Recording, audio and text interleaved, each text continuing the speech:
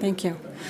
Good evening, everyone. For those of folks who are here to speak on non-agendized items, we do have these yellow cards out in front of the podium, and I know there's a gentleman walking around.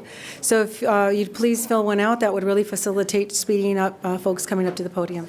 Thank you.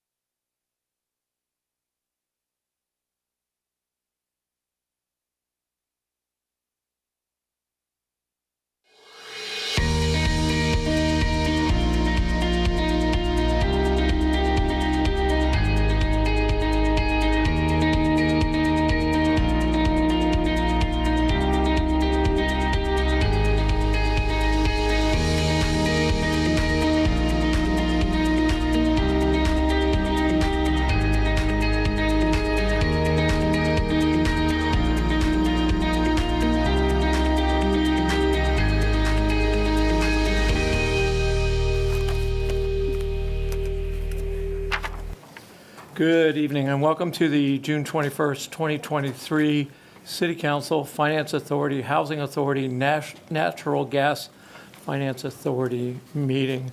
Before we get started, I'm going to ask the city attorney to report out on our closed session item. Thank you, Mayor. Good evening. The council met in closed session tonight to discuss one piece of existing litigation. The case was Catherine Robles versus City of Roseville, United States District Court, Eastern District of California, case number 222-CV00085, KJM-DB. The council was given a report and an update on the case, and they provided direction to staff, and there is no reportable action. The closed session was adjourned at 5:55 p.m., and that concludes my report on the closed session. Thank you, Michelle. We'll call the meeting to order, and I'll ask the clerk to call the roll. Thank you. We'll start off with Vice Mayor Bernasconi. Here. Councilmember Alvord. Here. Councilmember Mendoza. Here. Councilmember Rakucci. Here. And Mayor Haldeshelt. Here. Thank you. I'll ask Chief Barty to lead us in the Pledge of Allegiance. Thank you, and gentlemen, please remove your hats. Pledge allegiance to the flag of the United States of America and to the republic for which it stands, one nation, under God, indivisible, with liberty and justice for all. Thank you, Chief. I'm going to request the clerk announce the meeting procedures. Thank you, Mr. Mayor. Good evening, everyone, and welcome to the June 21st City of Roseville City Council meetings. If you are present here tonight and have not already picked up an agenda, they are at the end of the staff table to your right. As a reminder, the Brown Act prohibits the City Council from having conversations back and forth from the podium, taking action, or discussing items not listed on tonight's agenda. For public comment, each speaker will have 3 minutes at the podium on non-agendized item. The maximum allotted time for this particular section is 25 minutes. Speakers that would like to comment on items agendized, those appearing on tonight's agenda, will have 5 minutes to express their comments and concerns to the City Council. Time will be monitored, and once the red light begins to blink at the podium, we request that the speaker please conclude their comments. Lastly, if you address the City Council tonight, please consider stating your name for the record.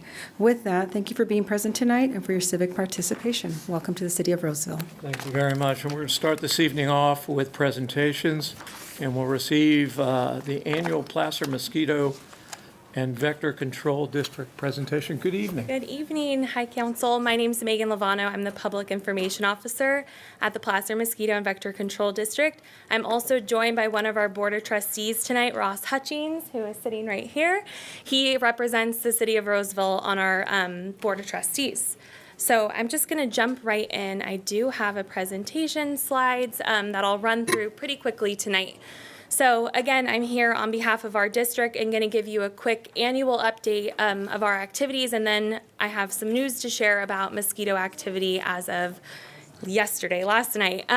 So again, we're a special district in Placer County, and we're governed by California mosquito and vector control law. We have a 7-member board of trustees, and then we have 25 full-time staff members. We also hire seasonal employees for the summer months and interns. Next slide, please. Our mission is to effectively and efficiently manage the risks from vectors and vector-borne disease in order to protect public health and quality of life in our county. This is just a quick glimpse of our full-time staff members and a little bit about what we do. We monitor and manage the vectors and vector-borne diseases in our county. We communicate that risk to the public. We use integrated vector management tools, which is a decision-making process we follow, and then we also make treatment decisions based on sound science. So everything that we do has a lot of thought going into it. Who we serve is the entire Placer County area. Our service area starts in Roseville, and it goes all the way up to the Tahoe Basin, where we have a substation. In all these different areas, we deal with different vectors and different diseases. So here in Roseville, we primarily deal with mosquitoes and West Nile virus. Next slide. So as you've seen in the news, we've dealt with this record rainfall this spring, and a lot of people have been asking, how is that going to impact mosquito activity?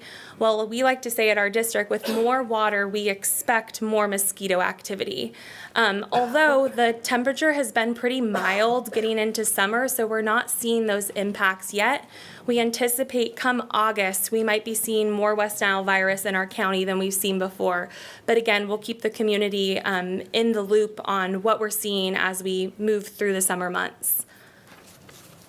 Next slide. This is just a quick glimpse at the service requests we get from the public. Something we offer to the public is submitting problem reports on our website and having our technicians respond to them. So in May of 2023, this is just a look at what we're hearing from our community members. So we're getting a lot of reports of mosquito activity, also standing water requests, which I'll talk a little bit about this later, but we do have a mosquito fish program for standing water. People can submit requests to have us come out, take a look at their pond, and see if mosquito fish are a good solution for their pond. Mosquito fish can eat mosquito larvae from standing water. We get swimming pool reports for green pools, and then we have been asking the public to submit dead bird reports. Dead bird reports give us a clue where we're seeing West Nile virus in our county. Next slide. So this is really important, but as of last night, we did have our first West Nile virus detection in a mosquito pool out in West Roseville near the West Park neighborhood. That's where we've detected it the past 3 years. We also found a positive West Nile virus dead bird, a scrub jay, out off of Blue Oaks Boulevard, kind of flanking that West Park neighborhood. Finding West Nile virus in our county at this time of year is not unusual. This is something we see every year. It's important that we communicate this to the public because we want them to take protection and make sure that they're using EPA registered repellents, and then also getting rid of all standing water on their property. I'm going to jump to the next slide is just some information on how our community can protect themselves, but again, using EPA registered repellents, that's repellents that contain DEET, IR3535, or picaridin, dumping and draining all standing water on their properties completely, get rid of it, look for old tires, watering pots, kiddie pools, anything that could collect water in your yards. And then again, if you're experiencing something unusual or you think that there might be a different type of mosquito incident you're experiencing, please contact our district. We'd be more than happy to help out our community. The next big update I have is on invasive Aedes. We've been talking about these mosquitoes for quite a few years now. We first detected them in 2019 in our community. These mosquitoes are an issue for us because they have the potential to transmit deadly diseases like Zika, dengue, chikungunya, yellow fever. Although we do not have those diseases circulating in our community right now, with the presence of these mosquitoes, we now have the potential to have an issue like that in the future. These mosquitoes are different. They bite during the day. They're very aggressive day biters, and they also lay their eggs in teeny tiny amounts of water. We're talking bottle caps of water or even in your sprinkler head. So getting rid of water is super important for these mosquitoes. Our first detection, like I mentioned, was in 2019. Like us, they were sheltering in place. We did not see them in 2020 and 2021. And then come 2022, we found them again in Granite Bay, and then in areas of Roseville, Crest Haven, Thales Manor, Cherry Glen. And that's where we found our first female Aedes aegypti this year in the Cherry Glen neighborhood. So with both West Nile virus and invasive Aedes, we're doing enhanced surveillance, trying to drill down where are these mosquitoes coming from, and we're going to make the best decisions to try to eradicate when it comes to invasive Aedes, and then monitor and manage when it comes to West Nile virus.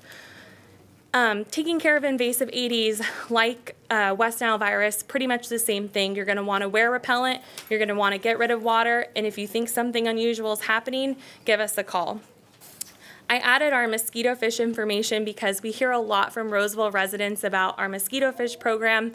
The easiest way to get mosquito fish in a pond or a water trough or any sort of standing water you might have on your property is to submit a problem report on our website at placermosquito.org. There's a big button that pops up that says report a problem. You'll click on that, enter your information, whether it's a problem report or a request for mosquito fish, and we'll get back to you as soon as we can and get out there and see what's going on your property. So that's it. That's all I have for you. A lot of news, West Nile and invasive 80s, and we want our public to really start taking care of themselves while we try to do the most work we can to keep them safe as well. Thank you for your report, Megan. Councilwoman Rucucci. Thank you. That was very thorough. Thank I you. know you forget about those little critters that can cause for a lot of problems. Yes, thank you. Member Mendonça, any questions? No questions, thank you. Thank you. Councilmember Albert? I just wanted to thank Ross Hutchings for representing Roseville, doing a good job on the Vector Control Board, so appreciate your service. One question. Beyond the typical mosquitoes, are there other invasive species that vector control gets involved in?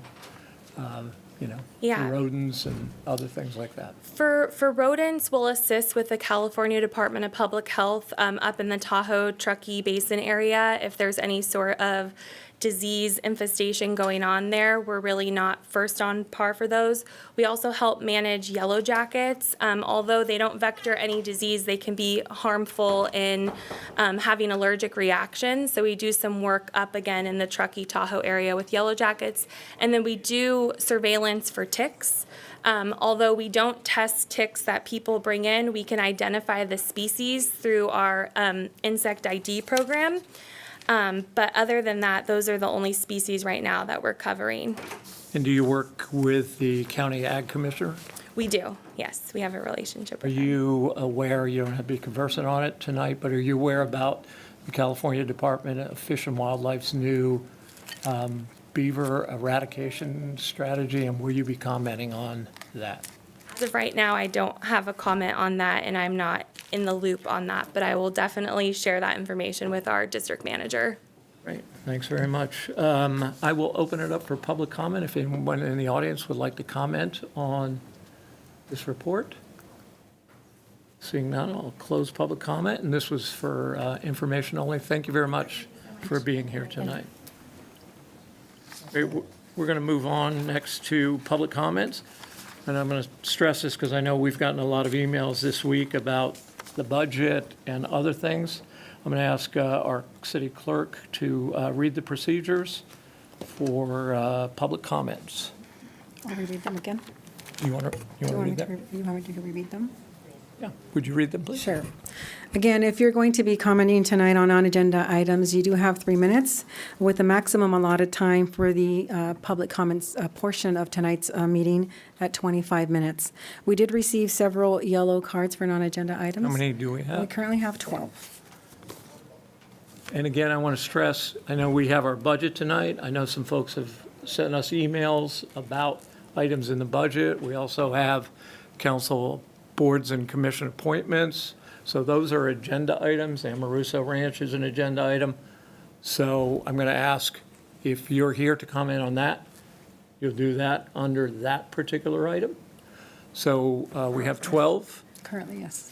Are there beyond the 12 that we have that have filled out these forms? We have 13. Do we have 14? Sounds like I'm going to be an auctioneer. 15 and 16. And do we have? There's some out If in you the have lobby. if you have a yellow slip, please come on up and Yeah, thanks very much. provide that so we can call you up. Any Some more at the left? podium. Right by the dais also. Up on the- Okay, are we out? Yeah, right there. The notes? If they're none, then we'll just call them after Yeah. these. I can bring one of these down there. If, Mr. Cooper, I know who you are. I'll remember. I'll There's make a just a note. tablet. You want a tablet, Bruce? What, down there? yeah, that's fine, thank you. If you can just sign your name over here to your Here. left. Here's, I think we're okay. yeah, I think we're good. And if there's more, they can come up. All right, we're at 15. Do we have 16? Do we have 17? And again, just a reminder, the Brown Act does prohibit our city council from having conversations back and forth from the dais, in addition to taking action or discussing any item that is not listed on tonight's agenda. So if, again, if you don't have a yellow slip, but you want to speak, if you say your name and your address on the record, we will, No. if you say your name, we'll capture that. The meeting is being recorded. And as the clerk said, we have 25 minutes for comments on non-agenda items. And so out of respect for those who want to comment, I'm going to ask that you keep your comments to 90 seconds because we've got at least 20 folks here that want to comment. And out of respect for others, if your point's been made previously, make a fresh point or just say, as they say in the legislature, say, I align my, same as the previous speaker. So with that, we will start with Jordan Bunnell? Jordan? Last in, first up.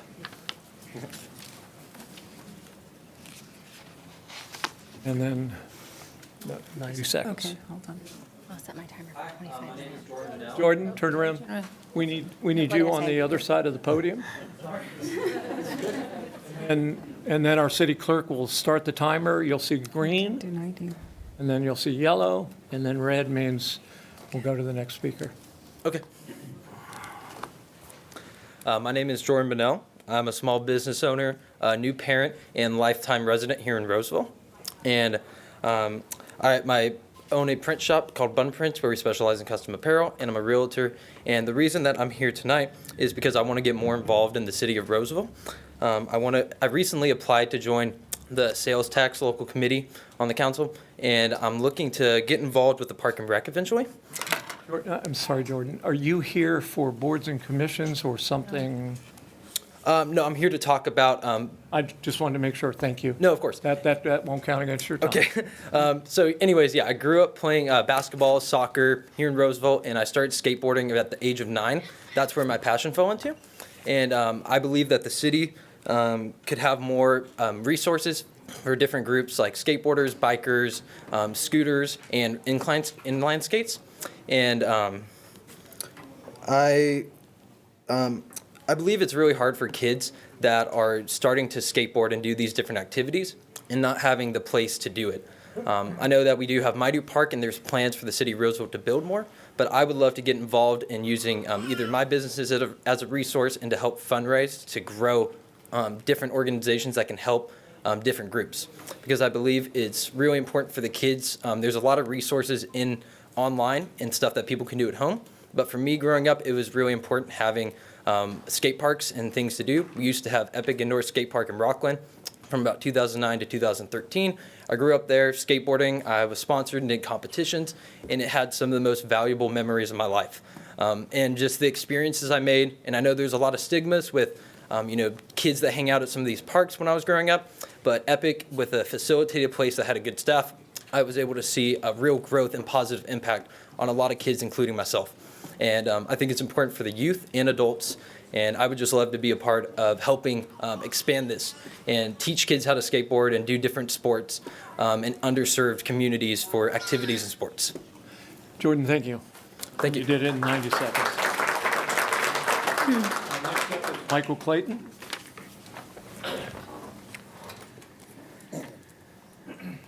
Good evening. Thank you for allowing me to speak. Mayor Bruce, you were an MC at a family-sponsored meeting which allowed gays and drag queens to have a performance there. This was in front of children. I hope that never happens again. And I think there are other people here that will back me up on that. Thank you. Thank you for your comments.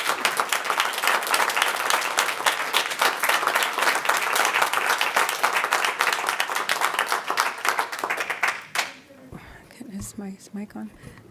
Just wanted to remind everyone that if you could please keep any expression of comments to a minimum. We're really trying to get through everybody having an opportunity to speak, and that just takes time and it detracts from the points people are trying to make. We do appreciate your participation tonight. Next up, Nicole Young, and then after Nicole Young, Laura. Am I reading that right? Okay, Nicole Young.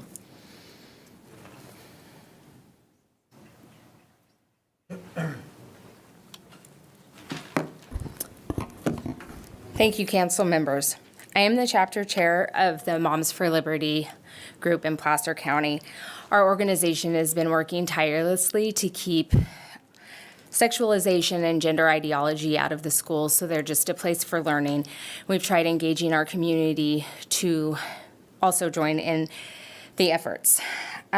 We've tried to reiterate to our boards that this is not something our community as a whole supports. Imagine my shock and dismay when I saw our mayor emceeing for a Pride event that featured a family-friendly drag show. To have the leader of our city condone a sexually driven performance for children is the wrong message any leader should be sending their citizens. I'm incredibly disappointed in the mayor's decision to emcee the event. Thank you.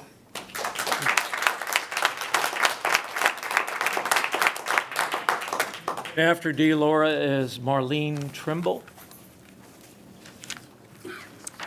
Good evening, council members. Thank you for the opportunity to speak with you this evening. As a community parent and grandmother, I must say that I was appalled at the fact that our mayor chose to emcee a Pride event at our community park in which our children play.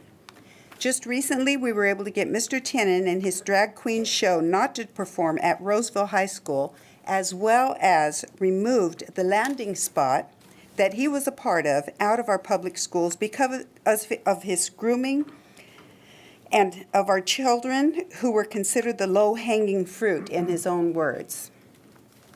He was encouraging homosexuality and other obscene behaviors to sexualize our teens.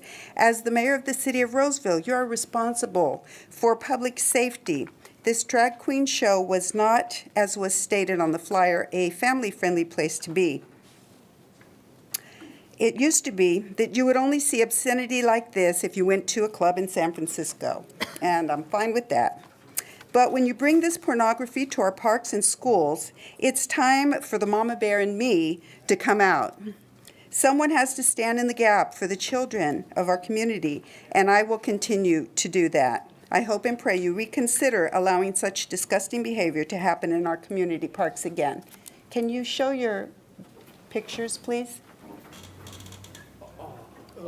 This is what our children had to look at. Thank you.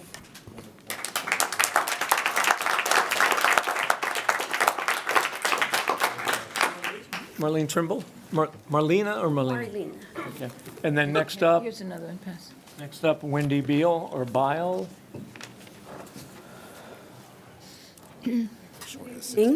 I'm a wife, I'm a stepmom. The happening involving the good mayor sharing the stage with the drag queens while endorsing the Pride Month was highly concerning to me. We hope that the good mayor remembers that during his campaign, his stance was strongly for conservative value. As a mayor, you are the true custodian of the moral values of this city and to direct the moral compass of our youth. The issue here is not about the drag queens, because we are not a judge of the person and their choices, but we call out an elected leader, the mayor, the city father, the father of Roseville, who compromised the conservative value that once he stood for under the blanket of inclusivity or creativity, perhaps, but failed to include in his act the sensitivity for the protection of our minors who were present and watching at the time. I say this is an up-close corruption of their minds dressed in entertainment and showmanship. I appeal to the leaders of any kind, be responsible, be rightful, fitting of, and above all, be God-fearing. Mayor, you are called for such a time as this. Let our children flourish in their God-given identity. I pray that you would lead with wisdom, with truth, with integrity, with honesty, and with a compassionate heart and a servant heart. That's all that I wanted to say. Good evening to all. Have a great night. Thank you very much. More of these, so it's gonna be 75 seconds now, and Ellen DeBach-Riley, you're up after Wendy. Is it Bile or Beal? Beal. Beal. Like Jessica Biel? Like Jessica Biel, but No, not really. no Justin Timberlake, though? Okay. Hi, my name is Wendy Beal. I have been a resident of Roseville since 2001. I have 5 children, and I want to, you're hearing from a lot of parents here. I think the thing I kind of want to touch on tonight is really, it's not about the LGBTQ community. I don't think any of us in this room have an issue with what people do in their personal lives. It's when you bring the children into something that is meant for adults. And I have no problem with drag shows. I've been to a drag show. They're fun. I'm an adult. I can choose to do that. Parents that choose to bring their children to these things, I don't understand, and they're not my children. But I agree with a lot of these parents in the room. Seeing our mayor up there, it was extremely disheartening. I've heard great things about you, Bruce, and I don't know you personally, but it was really disheartening. I honestly expected Mr. Alvord to be there, so that wasn't something that I was shocked about. But I do have to say I was shocked to see this, and I just hope in the future that you can consider that. Again, it's not about the LGBTQ community. It's about sexualizing our children, and we have to protect them. They are our most precious population. We have to protect them from things like that. Thank you. Thank you for your comments. Doc Riley is Amanda Dixon. Good evening. Sorry, I was just making sure that I could skip one. Thank you. My name is Ellen DeBach Riley. Haven't seen you all in a while. Happy to be here. I'm here to thank Mayor Hodescheld and Councilmember Alvord for attending and speaking at this year's Placer Pride celebration. I want to thank you for recognizing that we, the residents of this city who identify as LGBTQ, have happy and healthy families, jobs, play sports, and send our kids to Roseville schools, just like you and your families. We pay bills, face illness, and pray, just like you. But unlike you, right here in Roseville, we face unwarranted bullying, name-calling, and more seriously, face accusations of harming children for no other reason than for being ourselves, different only in how we see our personal identities and who we love. As you yourselves witnessed, drag queens are not strippers. There was nothing sexual, there was nothing obscene, and no children were harmed. Thank you for supporting love, not hate. Diversity, not discrimination. Thank you for supporting people who need to feel they are not alone and can be proud of who they are. Thank you. Happy Pride.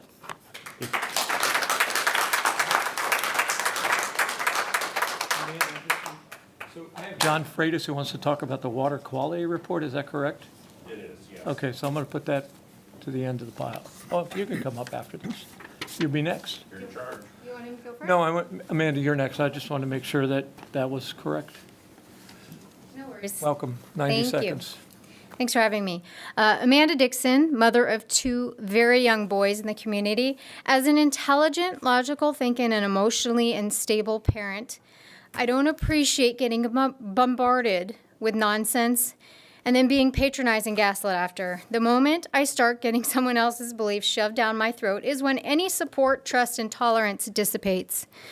Our mayor, Bruce, was the MC for the Placer Pride event, as you know, which is fine, but it was advertised as a family-friendly event. His actions and conduct was reprehensible. He completely contradicted his strong conservative values, putting our children in harm's way, and I won't allow it.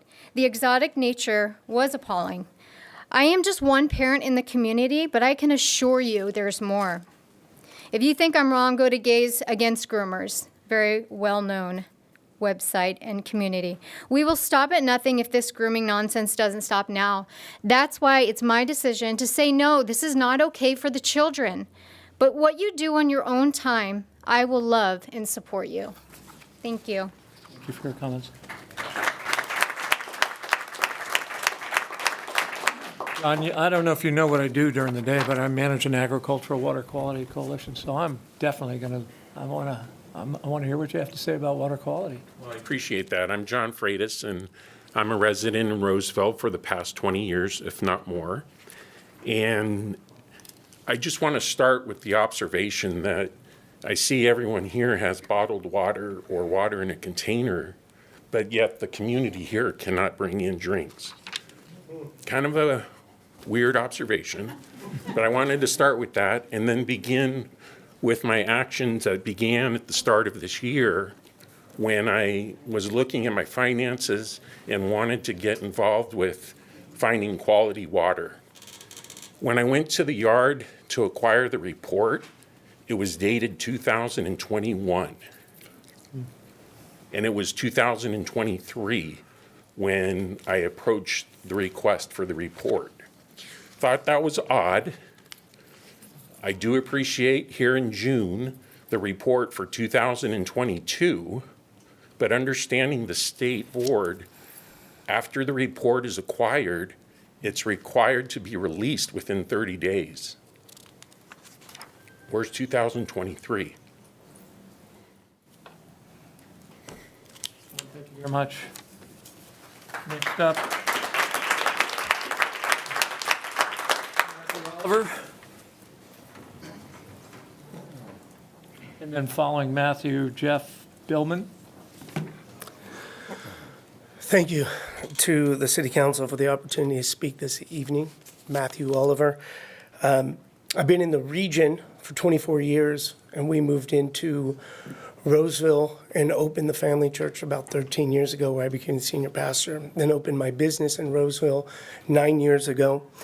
And I have personally applauded the Roseville leadership for their navigation during the COVID shutdown, their strength to stand for small businesses and our community. I've publicly thanked you for your leadership and support personally for one of the most horrific times that I've ever had to go through, and the encouragement I received by many of you on the City Council. And I've not held back in championing how Roseville is aggressively working to address the homeless problem and those with mental health needs. And today I will equally hold you publicly accountable when you actively work against our families.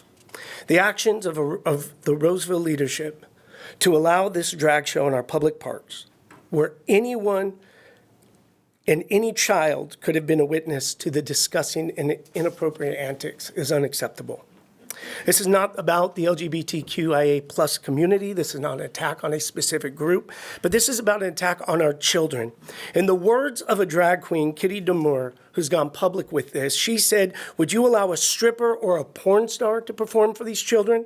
A drag queen performs in a nightclub for adults. There is a lot of filth and a lot of sexual stuff that goes on," end quote. These were the words from a drag queen.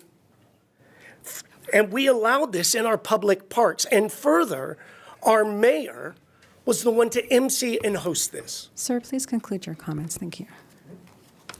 We want to applaud when we succeed, but we need to be willing to take the hard truth when we fail. And the Roseville City Council and our mayor, you failed our city. Thank you.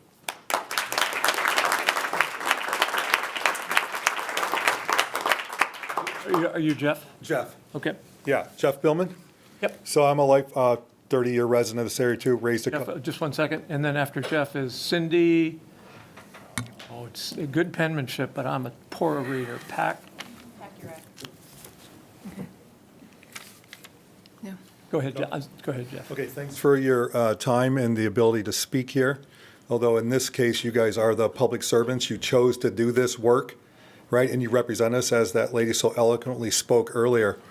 I was told that you were endorsed by the Republican Party of Roseville or California, and that you had conservative values. When I saw the email and saw what happened, I didn't pay attention because I work a lot, right? I've got one job and another job, just like probably most of the people out here and most of the people that can't be here.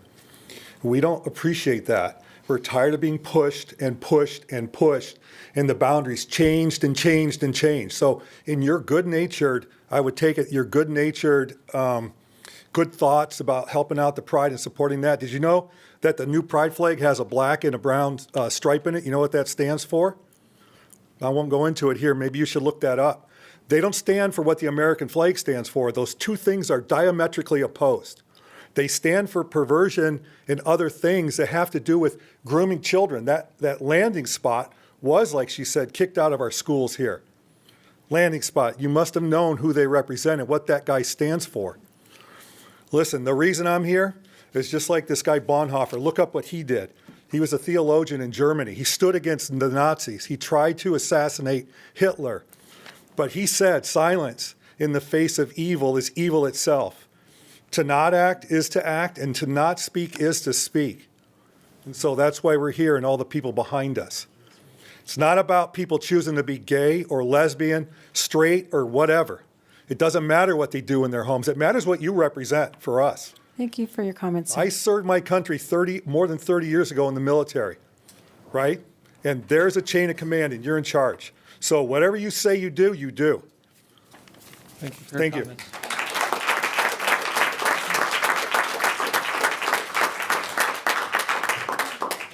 Is Kevin Cooper.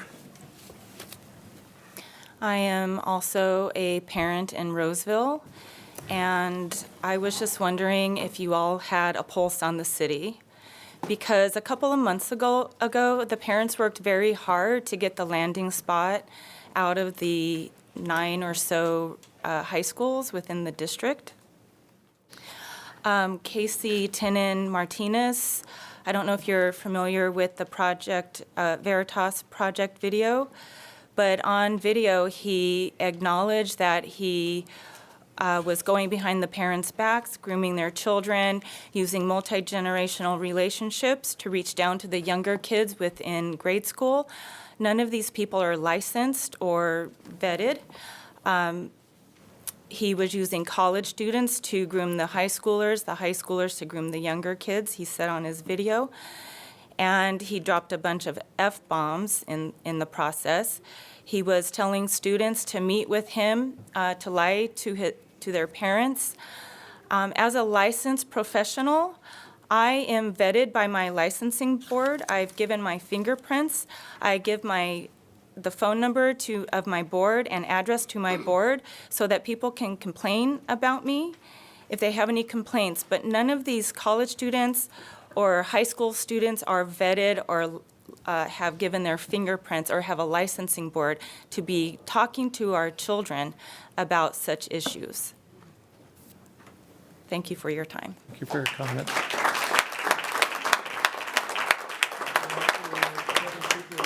Sabrina Williams.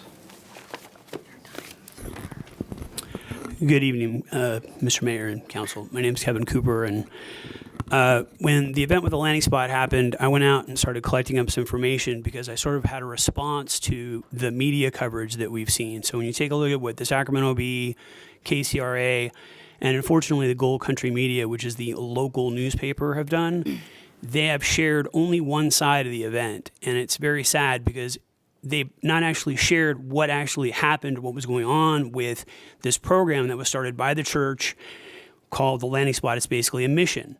And it's basically a sales program where people talk to your child in a small group or in person and then convince them to basically go off campus as a student to dance burlesque style for money, with the idea that the student then raises money to go to summer camp.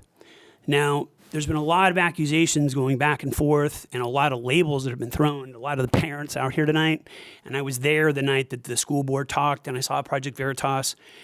The important thing to remember is you're only getting half the story. So I sent to this board and to many of the other boards in the town a diatribe. I was angry because a lot of facts were not in any of the coverage. The Gold Country Media has still not printed any of the stuff that's out there, and I will leave it along with the summary with whoever I may approach, Mr. Mayor, because you need to get both sides because you're not doing a fair service. Anybody else wants a copy? You can talk to me. Thank you. May I approach? Why don't you just put it right there on the end, and we'll have somebody And I get would that. just point out that when I sent the email, I sent it to the clerk and asked it to be entered in the record. So you all should have already seen this already. Cooper, can you go back to the microphone so it's on? Last thought, I sent that as an email to the clerk and received a positive response that was entered in the record. So my assumption is all of you got these facts that have to do with statements that were made, how the system works and so forth. And I hope you'll all get familiar with it, because what's being represented in the newspaper is not appropriate or fair or balanced. You can have your own opinions, but you need to get all the facts.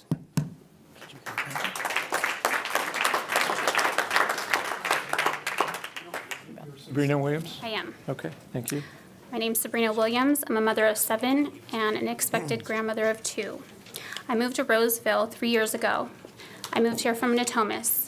I researched the schools, and I thought I was making a good decision by moving my family out of Natomas into Roseville, where it was more conservative.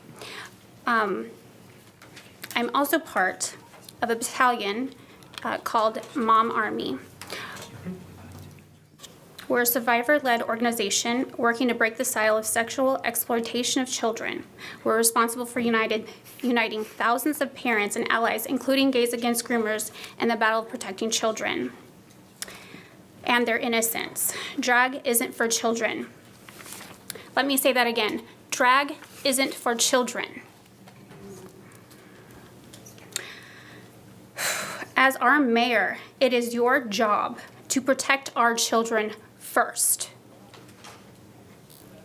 You have an obligation to uphold protections and limit the possible grooming, indoctrination, etc., of our youth. I don't know when you're up for re-election, sir, but I do know my vote will not sit with you. Because of the decisions that you made to MC a drag parade or whatever it was, it's infuriating. And I need you to know, I know you weren't expecting all of us to be here, but we are here. And this is not okay. And we will not stay silent.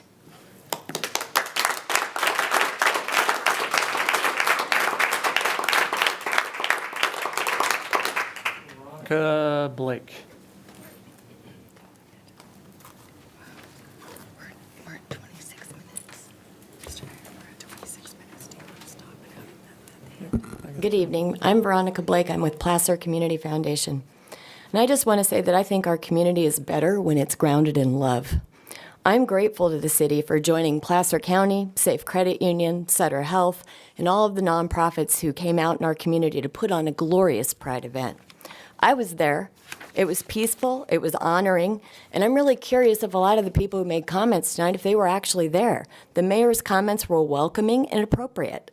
I couldn't be more proud of the city for supporting this event, because I believe that it sends a message to our LGBTQ friends and neighbors that we value them as equals and that we embrace them in our community. Appreciate the opportunity to comment. Thank you, Veronica.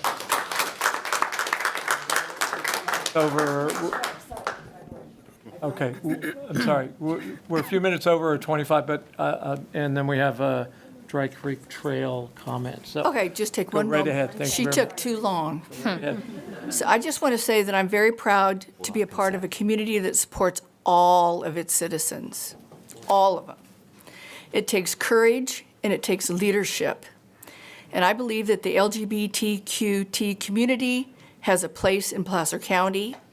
And I want to thank the mayor of our community for not throwing out their LGBTQ citizens. Thank you.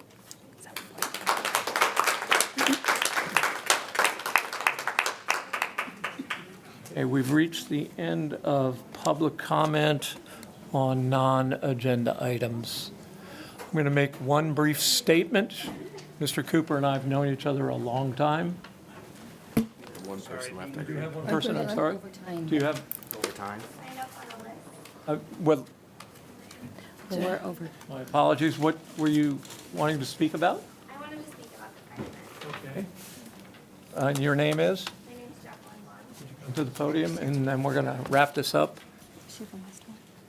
Should be the last one on non-agenda items.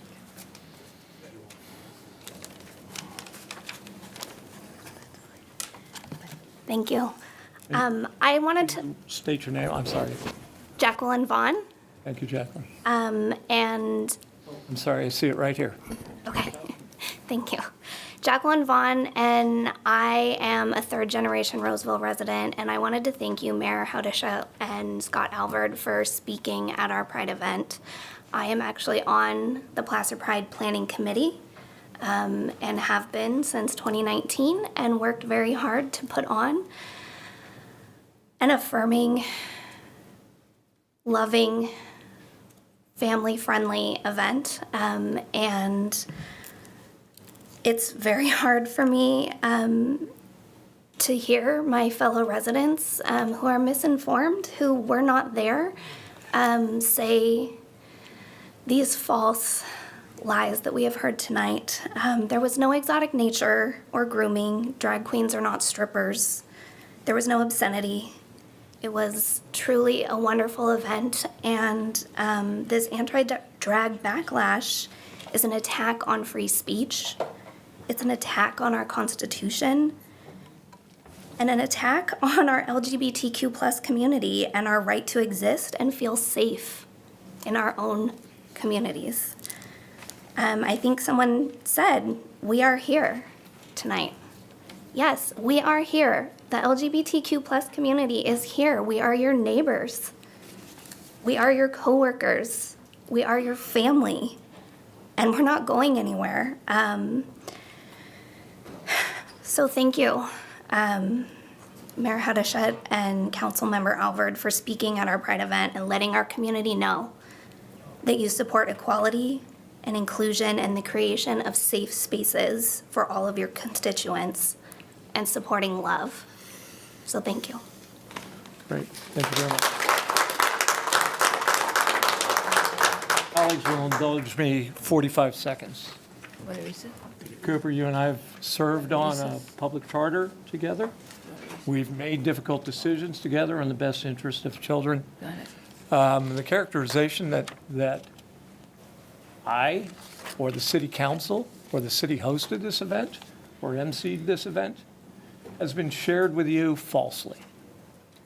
The comments I made that day are the same comments that I made at the Pakistani American Festival, at the Guru Vendata Festival, at chamber events. We do not go to an event to represent the values of that community. We go to share the values and the beliefs of this city council, and that's all I'll say. Okay, so And we're done with public comment. moving on to consent. We will move on to the consent item. We're going to take a brief exit, a brief break, so you folks can exit, so.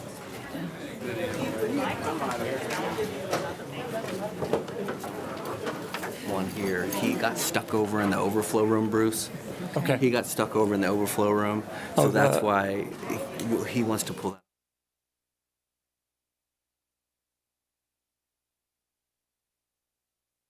One more public comment at the end. Yeah. I see people are sticking around, so.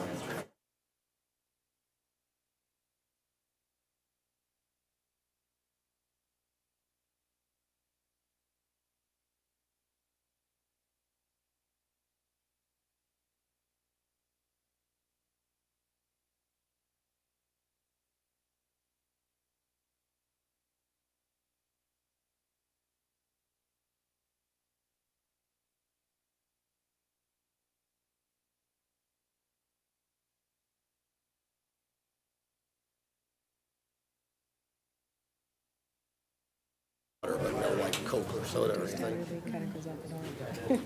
All righty, Need Dom or can you? I'm going to get the person to say thank you. Just announce that folks are welcome to stay till the end to make public comment. Yeah. Yeah, and while we're waiting for our city manager to come back, we have two segments of the agenda, one more at the end for public comment on non-agenda items. So If you didn't have an opportunity to speak during this portion, at the end of the meeting, we'll have another opportunity to talk about, if you want to speak about items that are on tonight's agenda.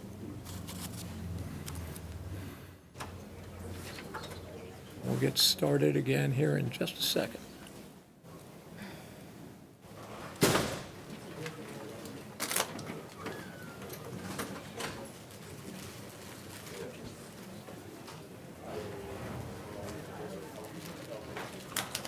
That is tomorrow. I'll be here for law and regulation, and there'll be anybody in the seats.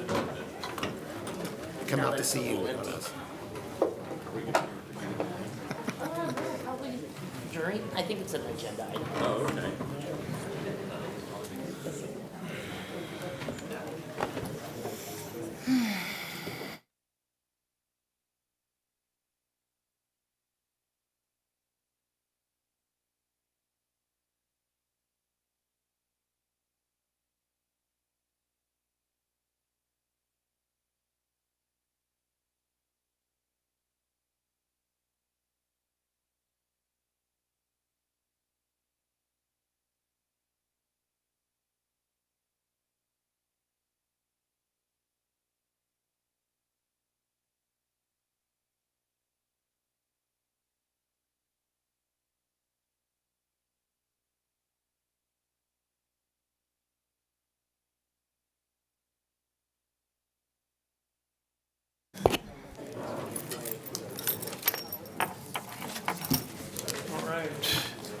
We will we'll move to the next portion of our agenda. This is the consent calendar, and I'll ask the clerk to announce the procedures for approving the consent calendar. Thank you, Mr. Mayor. So all matters on the consent calendar are considered routine in nature and will be approved by one motion of the City Council. There will be no discussion on consent calendar items unless a member of the City Council, the staff, or a member of the public requests that a specific item be pulled for further discussion. At this time, neither council or staff has made such request. We did, however, receive a request from a member of the public to pull item 7.5. At this time, is there any other member of the public that would like to pull an additional item? Is the denial park on that? The first item? Yes, it is, sir. Just a quick comment, if time allows. 725? 725? No, I think that's. No, is that a different one? 7.2, Denial Park Phase 1 Project, Award of Contract and Budget Adjustment. Less than 60 Is that, seconds, yeah. would you like that pulled? Yes, pull it. If you would like that pulled, we'll pull it, and we'll work on the rest of the consent. We'll also pull the Dry Creek Trails, which is 7. You're just going to pull it, there's no discussion on them? You correct me when I, so we will take items that want to be discussed off of consent, and then we will take the consent calendar without those items and make a motion on that, and then we'll take each of those individually and have a discussion about that. No. So, Dry Creek? I'm sorry, are you asking for an item to be pulled off of consent? I'm in favor of denial project, so. So currently, we have 7.5, and we'll pull also 7.2 for the pleasure of the public to have an opportunity. So 7.2 and 7.25? So is there anyone else in the audience that would like to pull an item? I'm sorry, I see a hand up there. I'm sorry, I can't hear. We'll have public comment on that later in the evening. Yes, we're not at It's a that separate portion of item. the agenda. So when we get there, we'll definitely ask the public to provide input. 10.1. Okay. 7.2 first. So with that, Mr. Mayor, we do have items 7.2 and 7.5 that will be pulled off our consent. So at this time, I'm going to ask the City Council to please consider the consent calendar items 7.1, 7.3, 7.4, 7.6 through 7.30 for consideration and approval tonight. If I can get a motion to approve those items, So please. move. Second. Thank you. I have a motion on the floor with the second. We'll start our roll call with Vice Mayor Bernasconi. Yes. Councilmember Alvord. Yes. Councilmember Mendoza. Yes. Councilmember Rakucci. Yes. And Mayor Haldeshelt. Yes. Okay, and now we'll move on to the items that were requested to be pulled. That would be item 7.1. We'll start with that. I'm sorry, 7.2, sorry. 7.2, and that's the Denio Family Park Phase 1. Okay, I'll go. I don't want to take up too much of your time. Thank you, council members and mayor. I'm here to represent a huge growing community and populace, which is the disc golf community. We're very excited and anxious for the upcoming park and happy that it got pushed through for approval. We saw how neighboring cities has squashed the development of said parks. Over time, especially during the COVID era, a lot of us looked for ways to find ways to be athletic, even as a father of two and a big guy. I used to golf, but now my budget doesn't allow for it. And disc golf is a budget-friendly sport activity. Also, golfing has gone cart or bust. If you're walking, people look down on you. They want to play through you. They want to go fast. And so gone is the fulfillment and the physical activity that is brought with disc golf. It had a lot of negative nostalgia in the past. It had a bad history, but it's now a lot of blue-collar guys, a lot of tax-paying great citizens that have picked it up, like pickleball. It's the second growing fastest sport activity here in Northern California. So we hope and continue to urge, and we're thankful for your polite pushing that we do to get this project done. It's been in the works for over 18 months now, and you guys are finalizing it. So I hope that you guys can just get to that final stepping, get that park out there, because a lot of us are anxious. We're really sad. We have to go to Rockland, or we have to go to Orangeville to play. We want a park in our backyard, and we're excited for it. Thank you. Would you consider giving your name for the record? Oh, yes, Kyle Hutchings. Thank you, Kyle. I really don't have anything to add. He said it all. I mean, it's a great Right. sport, and we need it, and we're behind them. We'll let the record reflect the second speaker agrees with the first speaker. Okay, so with that, I'd like to present a motion for the council to consider. So at this time, do you want to open it up to council comments? Yeah, are there any comments from the council? Thank you. Madam Clerk? Okay. Nope. So at this time, the motion for the city council is that the city council will consider adopting a resolution number 23-274, approving an agreement by and between the city of Roseville and Olympic Land Construction, Inc., and authorizing the city manager to execute it on behalf of the city of Roseville, and adopting ordinance number 6685 of the council of the city of Roseville, authorizing certain amendments to the fiscal year 2022-23 budget, and declaring this ordinance to be immediately effective as an appropriation measure. May I have a motion to approve, please? So moved. Second. Thank you. We have a motion on the floor with a second. We'll start a roll call with Vice Mayor Bernasconi. Yes. Councilmember Alvord. Yes. Councilmember Mendoza. Yes. Councilmember Rakucci. Yes. And Mayor Heldeshelt. Yes. Thank you. Motion passes. I think our next item is item 7.25, is that correct? 7.5, correct. 7.5. 7.5. That was 2.5. Red Creek Gateway East Phase 1 Trail Project. What they wanted.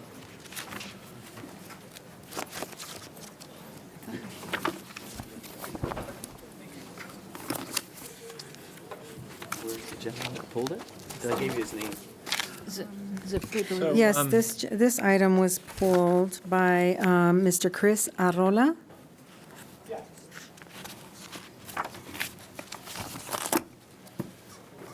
Good evening, City Council. My name is Chris Arola. I own the building at 730 Sunrise in Roseville. I purchased that in 2016 with the understanding there was going to be a bike trail on the north side of the creek.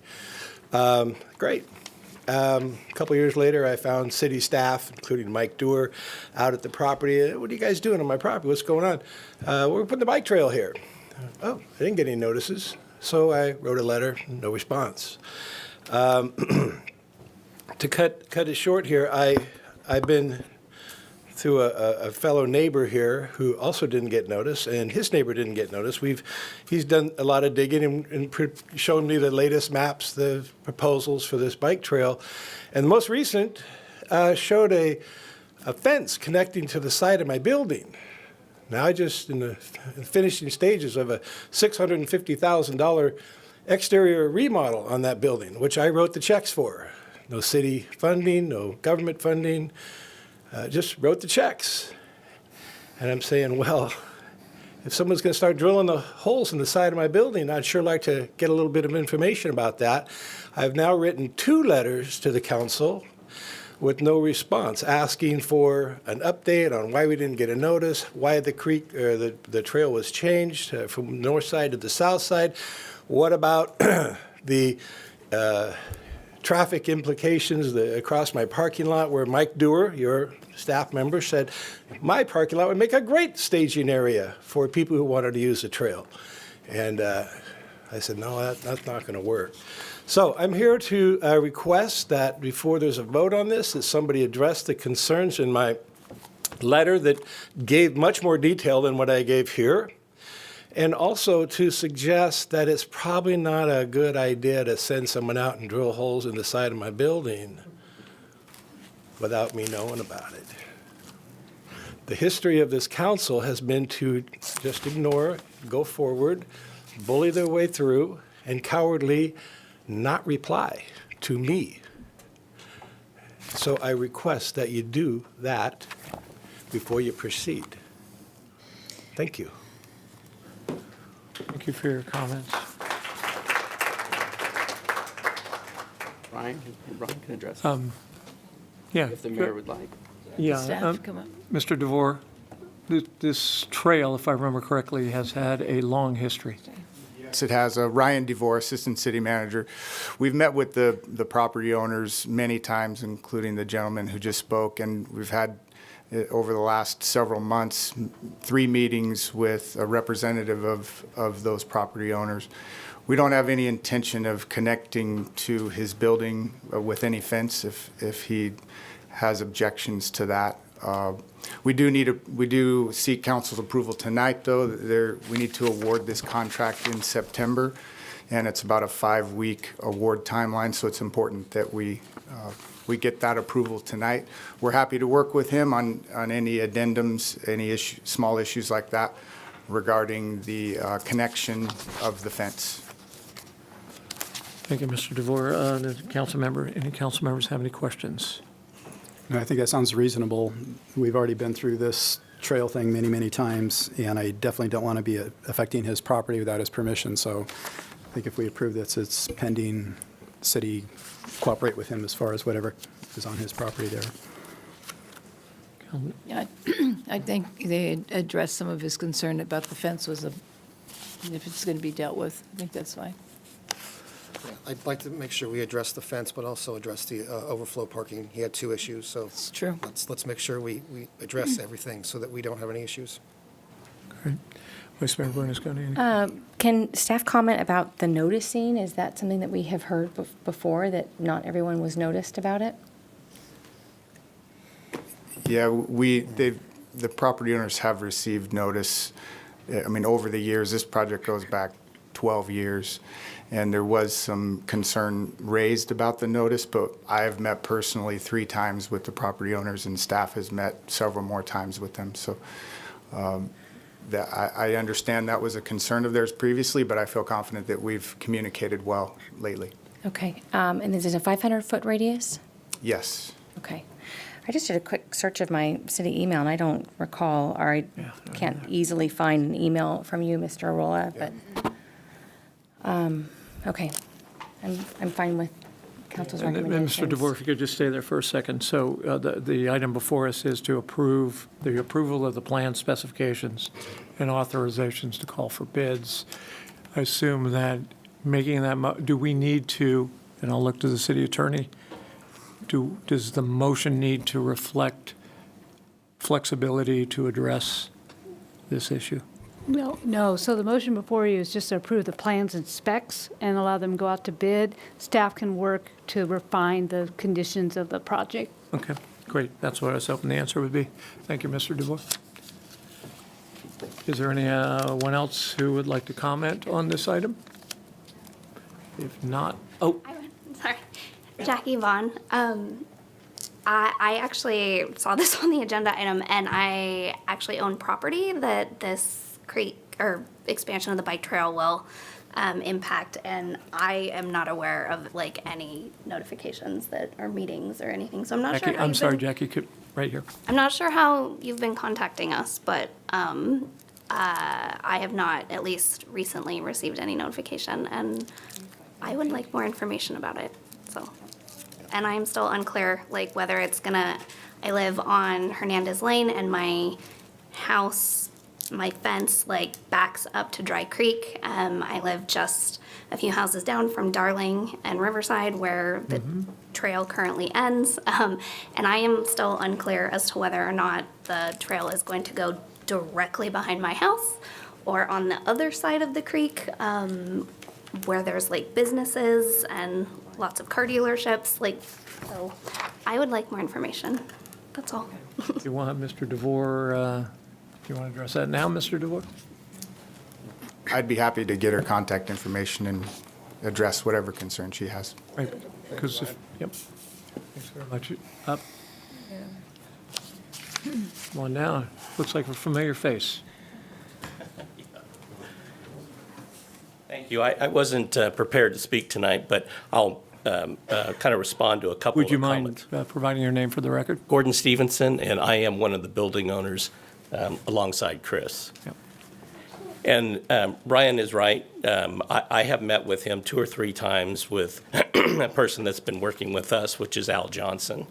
But the other 2 people have not been in those meetings, so they're not as informed as I am. But going back to the comment that we were all informed, I used to, when they had the neighborhood meetings about this, excuse me, neighborhood meetings, I went to 8 of the 10 meetings. And there was a gentleman there, who was the person that was in charge of Parks and Recs at that time? Mike Dewar. And during those meetings, Mike would come up and say, Gordon, wouldn't it be nice to have a bike trail behind your building? Well, my building sits about 30 feet from a cliff that goes into the creek. And there's a lot of beautiful oak trees. I bought the property because tenants that sit in the building really enjoy looking out the building, looking through the windows at the beautiful trees and all the wildlife that goes back through there. And so I would tell Mike, no, it might be a pretty trip on your bike, but why would you do that when you have a road, a regular maintenance road that you could use as a bike trail right across the creek? And he'd go away, and the next time we would meet for the neighborhood meetings, he would come up and ask the same thing. So I kind of got an idea that he had an agenda there, but never said anything. He called me up after all these neighborhood meetings and said, you know, we've decided to recommend the north side of the creek. Okay, great. That's great.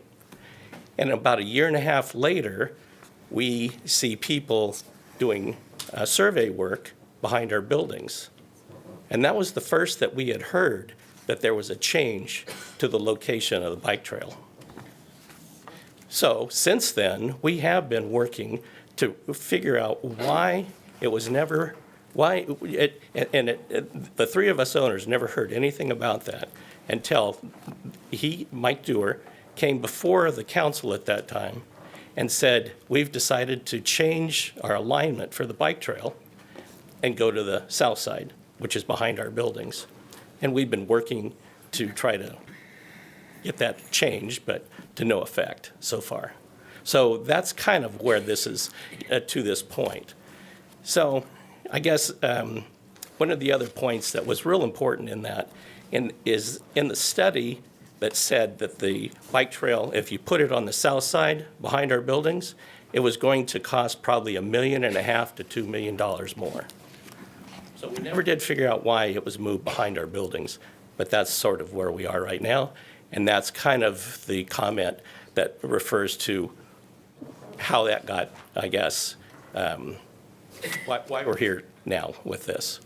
So Ryan has been very good at working with us on our building, but I don't think he's really been too much in contact with the other 2 owners. So. Thank you, Mr. Stevenson. Any questions? Thank you. Can I speak twice? No. No. Any other comments on this item? If not, I'll request the clerk read the motion. Thank you. We'll close that public comment. Thank you. At this time, the City Council will consider approving the plans and specifications for the Dry Creek Greenway East Phase 1 Trail Project and authorize staff to call for bids. If I can get a motion to approve, please.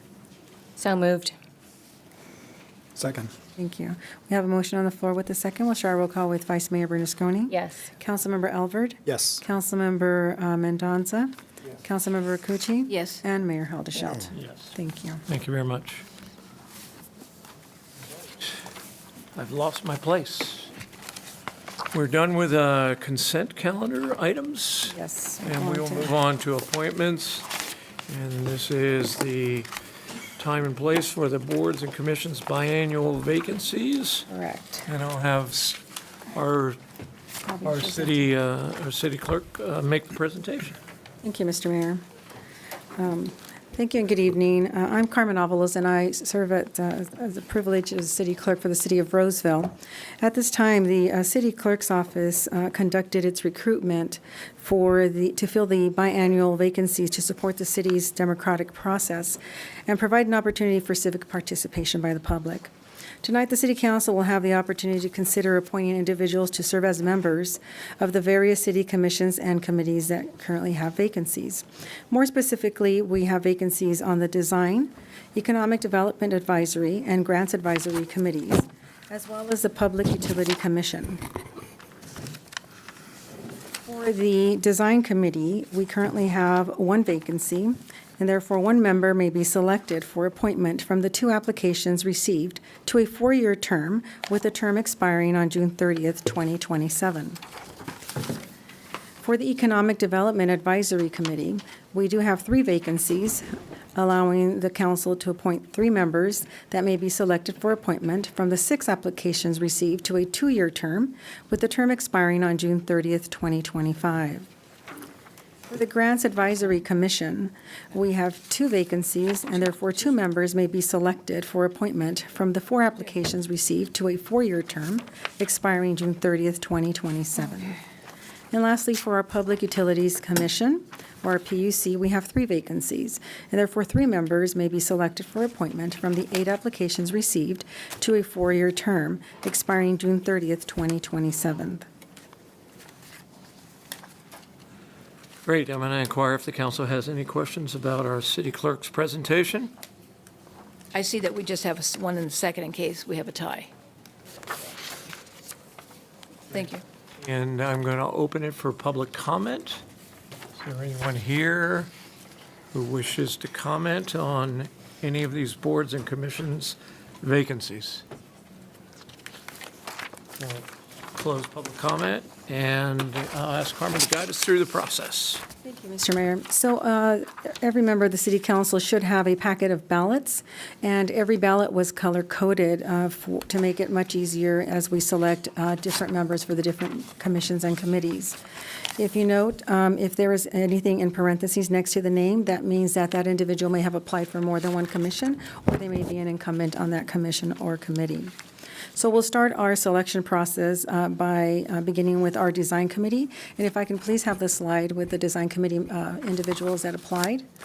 We received 2 applications for this particular committee. And at this time, I'd like the council to please cast their votes and submit their ballots.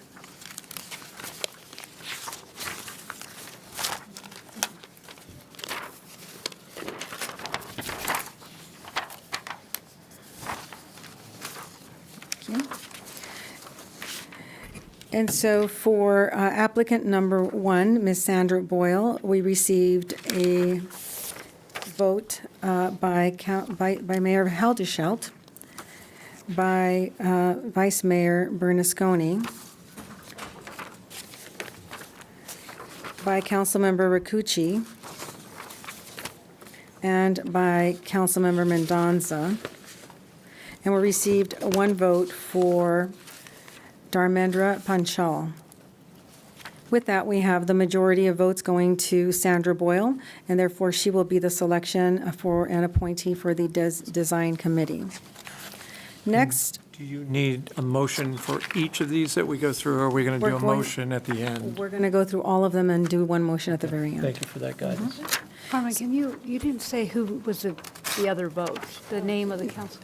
Yes, the second applicant was Dharmendra Panchal, and the one vote was received by Councilmember Albert. Okay, thank you. Next, we will start off with our Economic Development Advisory Committee, and that is the salmon color ballot. If you could please make your selection of the 6 individuals that applied, you can make a selection of 3 appointees or 3 members. Please make your selection and pass your ballot over to me. Thank you.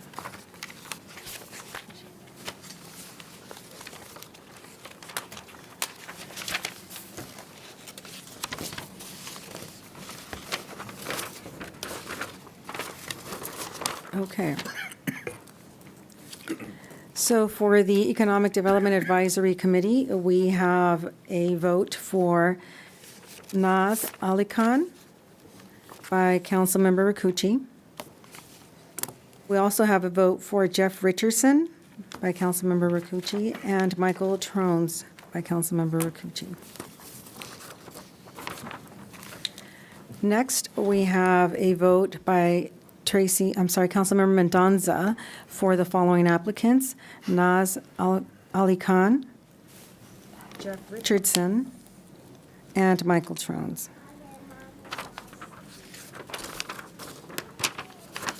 Mayor Haldeshelt has selected Naz Ali Khan, Jeff Richardson, and Michael Trones.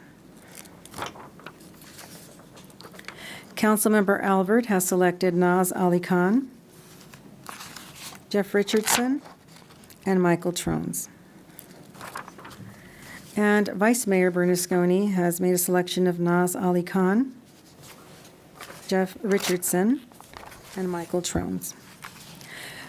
With that, we have Naz Ali Khan, Jeff Richardson, and Michael Trones receiving a unanimous 5 votes for their appointment and selection to the Economic Development Committee.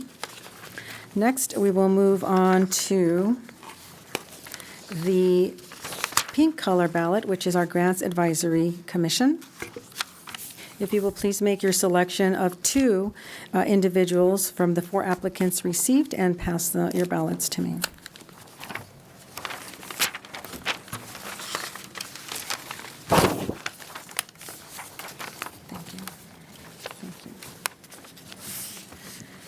So Councilmember Albert has selected Lauren Meeks Harris for the Grants Advisory Commission, as well as Neva Parker. Next, we have Vice Mayor Bernasconi making a selection to the Grants Advisory Commission for Andrew Keller and Lauren Meeks Harris. Mayor Haldeshelt has selected Lauren Meeks Harris and Dharmendra Panchal for the Grants Advisory Commission.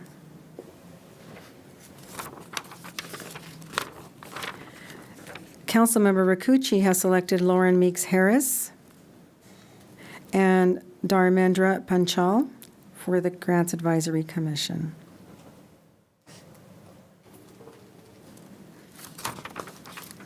And we have one last ballot by Councilmember Tracy Mendoza, who has selected Lauren Meeks Harris and Neva Parker.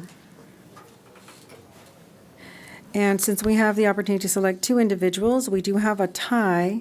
Currently, our highest vote getter was Lauren Meeks Harris, but we do have a tie with Neva Parker and Dharmendra Panchal. So if you could please re-vote for those 2 individuals, as they were the... Just one vote. One right? vote for one of, yes, one vote for either one of them, as they were tied. Thank you for the clarification. Just for the last, that last. That's the last one, correct. So just one. Thank you. And we'll start off with Vice Mayor Bernasconi selecting Dharmendra Panchal. Councilmember Albert with Neva Parker.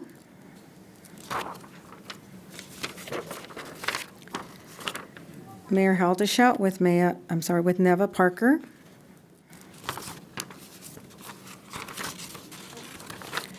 Councilmember Rakucci with Dharmendra Panchal. And Councilmember Mendoza with Neva Parker. And so Neva Parker receives 3, and they will be the second appointment for the Grants Advisory Commission. Next, we'll move on to the Public Utility Commission.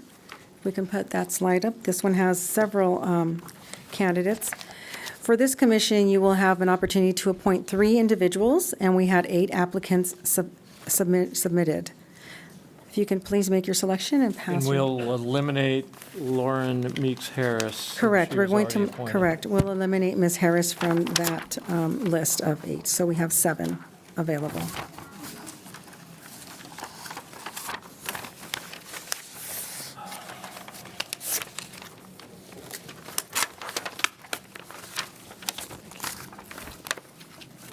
Faster than Ronco does.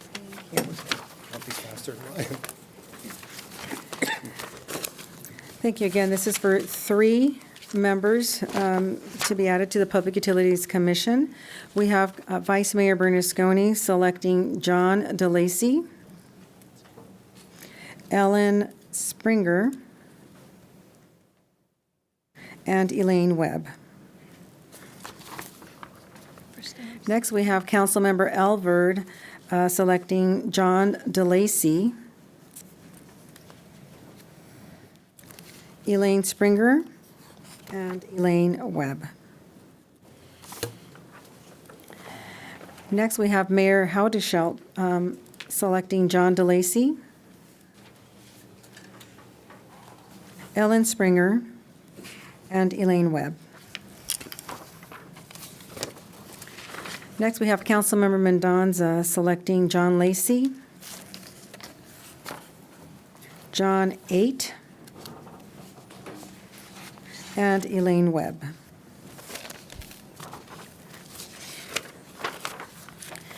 And lastly, we have Councilmember Rakucci selecting John DeLacy, John 8, and, John Spate. I'm sorry, I'm sorry. That's all right. 8, is Spate? Okay, I thought it was 8. Sorry about that. And Elaine Webb.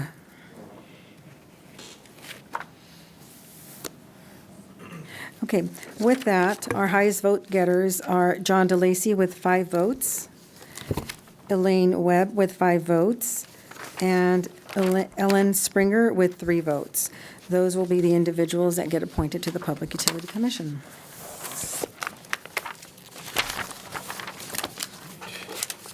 And you need a motion for all of that, right? Thank you. Yes.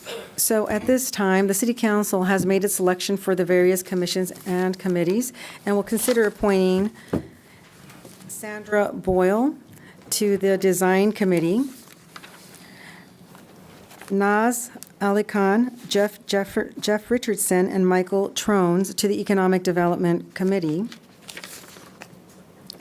Lauren Meeks Harris and Neva Parker to the Grants Advisory Commission, and John DeLacy, Ellen Springer, and Elaine Webb to the Public Utility Commission. May I please have a motion to approve all? So moved. Second. Thank you. We have a motion on the floor with a second. We'll start a roll call with Vice Mayor Bernasconi. Yes. Councilmember Elverd. Yes. Councilmember Mendoza. Yes. Councilmember Rakucci. Yes. And Mayor Haldeshelt. Yes. Thank you, everybody. That was a lot. We do that twice a year, and always is. You know, I think I speak for the entire council. We have an embarrassment of riches of people that love the city and want to volunteer. And so if you weren't appointed tonight, please continue to look for those vacancies. And thank you and for serving our community or being willing to serve our community. Next up, resolutions. Item 9.1, Creekview Community Facilities District Number 1, Improvement Area 2, Series 2023 bond issuance. Do I need to, nope. Staff, good evening, Mr. Coffin. Hey, Mayor Haldeshelt and council members. The purpose of this agenda item tonight is to approve a bond issue for the Creekside Community Facilities District Number 1, Improvement Area Number 2. The Background for purposes of setting up a CFD is to create a land-secured financing mechanism to be used to fund acquisition and construction of authorized facilities and to fund services. This particular CFD was formed in November of 2019, and this is the first series of bonds to be issued for the second improvement area. And we have an authorized amount not to exceed $17 million for this bond issue. This improvement area number 2 was annexed into the CFD back in July of last year. And for this Creekview CFD, the maximum authorized indebtedness for the district is $218 million, of which $81 million is allocated to improvement area number 1. $111 million is now allocated to this second improvement area, which leaves about $26 million allocated to the future annexation area that's remaining. The authorized facilities for this CFD include transportation improvements, including Creekview Plaza Drive, Westbrook Boulevard, West Park Boulevard, Blue Oaks Boulevard, as well as utility infrastructure, parks and open space infrastructure, and other utilities. This district also has authorized services, including maintenance and operation of the facilities funded by this CFD, along with creation and funding of a reserve to pay for replacement of the improvements that are financed with this CFD. This map shows the Creekview CFD. The annexation area is the area bounded by the dark dashed lines. The area on the bottom left below the creek was the original the original formation of the district, improvement area number 1. And so this improvement area number 2 is that area with the dashed lines around it. So the staff recommendation tonight is to approve the resolution authorizing the issuance of bonds for the Creekview CFD number 1, improvement area number 2, and approving and directing the execution of all of the related documents, including the preliminary official statement, which is used to market the bonds. This concludes my presentation. I'm available to answer any questions. Thank you. Mr. Albert, Councilman Albert, do you have any questions? No questions. Vice Mayor Bernasconi? No questions. Councilwoman Rakucci? No questions. And Councilmember Mendoza? No questions, Mayor. I will open it for public comment. We'll close public comment. Inquire if the council has any. She wanted one. Oh. Real quick. Oh, I'll you make just it got under in. 60 seconds then. My name is Lauren Meeks Harris, and I am inquiring where can people find the map? Those who may not be in this room may not be interested in this particular topic, but people watching at home to see the community that you just reviewed. Where can they go see the map for Yeah, it? so I will, and you. I'll have the clerk correct if anything I say. So all of our agendas are online. And if you click the hot link, it will take you to the staff report. There will be other links within that staff report, one of which will include the map. Okay, I'm asking because it was kind of small for me, and I have near 20/20 vision, so. Thank you. All right, if there are no other questions, I'll ask the clerk to read the motion. Thank you very much. On item 9.1, the City Council will consider adopting Resolution Number 23-271, authorizing the issuance of special tax bonds for and on behalf of Improvement Area Number 2 of the City of Roseville, Creekview Community Facilities District Number 1, Public Facilities, approving and directing the execution of a fiscal agent agreement and a bond purchase agreement, approving the former preliminary official statement, approving the sale of such bonds, and approving other related documents and actions. At this time, may I please have a motion to approve? So moved. Second. I have a motion on the floor with a second. We'll start a roll call with Vice Mayor Bernasconi. Yes. Councilmember Elvert. Yes. Councilmember Mendoza. Yes. And Councilmember Rakucci. Yes. And Mayor Haldeshelt. Yes. Thank you. Motion Thanks passes. very much. Next, we'll move to agenda item 9.2, the Ranch at Sierra Vista Community Facilities District Number 1, Series 2023 bond issuance. Mr. Kaufman. Again, so the purpose of this item is to approve the bond issue for the Ranch at Sierra Vista Communities Facility District Number 1. And this next slide has the background that I will skip since you just heard it. I won't repeat myself. The Ranch at Sierra Vista CFD Number 1 was formed in January of 2019. This will be the third series of bonds issued for this district. The 2020 series was issued in an amount of $20,875,000. 2021, we issued bonds in the amount of $13,290,000, and this series of bonds will be issued for not to exceed amount of $16 million. And the total district indebtedness for this district is $210 million. We have a similar list of authorized facilities, including transportation improvements that include portions of Westbrook Boulevard, Vista Grande Boulevard, and Baseline Road, as well as the assortment of utility improvements and park and open space improvements. This district also has those authorized services, including maintenance and operation, as well as creating and funding a reserve to pay for future replacement of the improvements that are financed by the district. The ranch at Sierra Vista, this is a map of the district, and the area on the right-hand side with the dashed lines is the original formation area, and the rest with the crosshatches is the annexation area. And on the next slide, Can we just stay on that slide for a second? absolutely. For the viewing audience at home. right? Sure. Baseline Road at the south, Baseline Road's on the bottom, Vista Grande, on the top, what's on the and eastern end? you've got Santucci and Westbrook going from north to south. Right, and I'll correct the record. I must be hungry because hot links are a food, hyperlinks are what's in the staff report, okay? So on the next slide, which is also a map, the shaded areas off to the left side of the map, which is the west side of the map, indicate the annexation areas. The ones in yellow are annexation number 1, the ones in blue are annexation number 2, and the one in the middle there in orange is annexation number 3. All of these areas now will serve as security for the bonds that we're going to issue. So the staff recommendation tonight is to approve the resolution authorizing the issuance of the bonds for the ranch at Sierra Vista, CFD number 1, and approving the related actions and documents, including the form of the preliminary official statement, which we use to market the bonds. And this concludes my presentation, and I'm available to answer any questions. Thank you. All right, any questions from the council? No. All right, I'll open it for public comment. Close public comment. Assume the council doesn't have any additional questions, I'll ask the clerk to read the motion. Thank you, Mr. Mayor. On item 9.2, the City Council will consider adopting Resolution Number 23-290, authorizing the issuance of special tax bonds for and on behalf of the City of Roseville, the Ranch at Sierra Vista, Community Facilities District Number 1, or public facilities.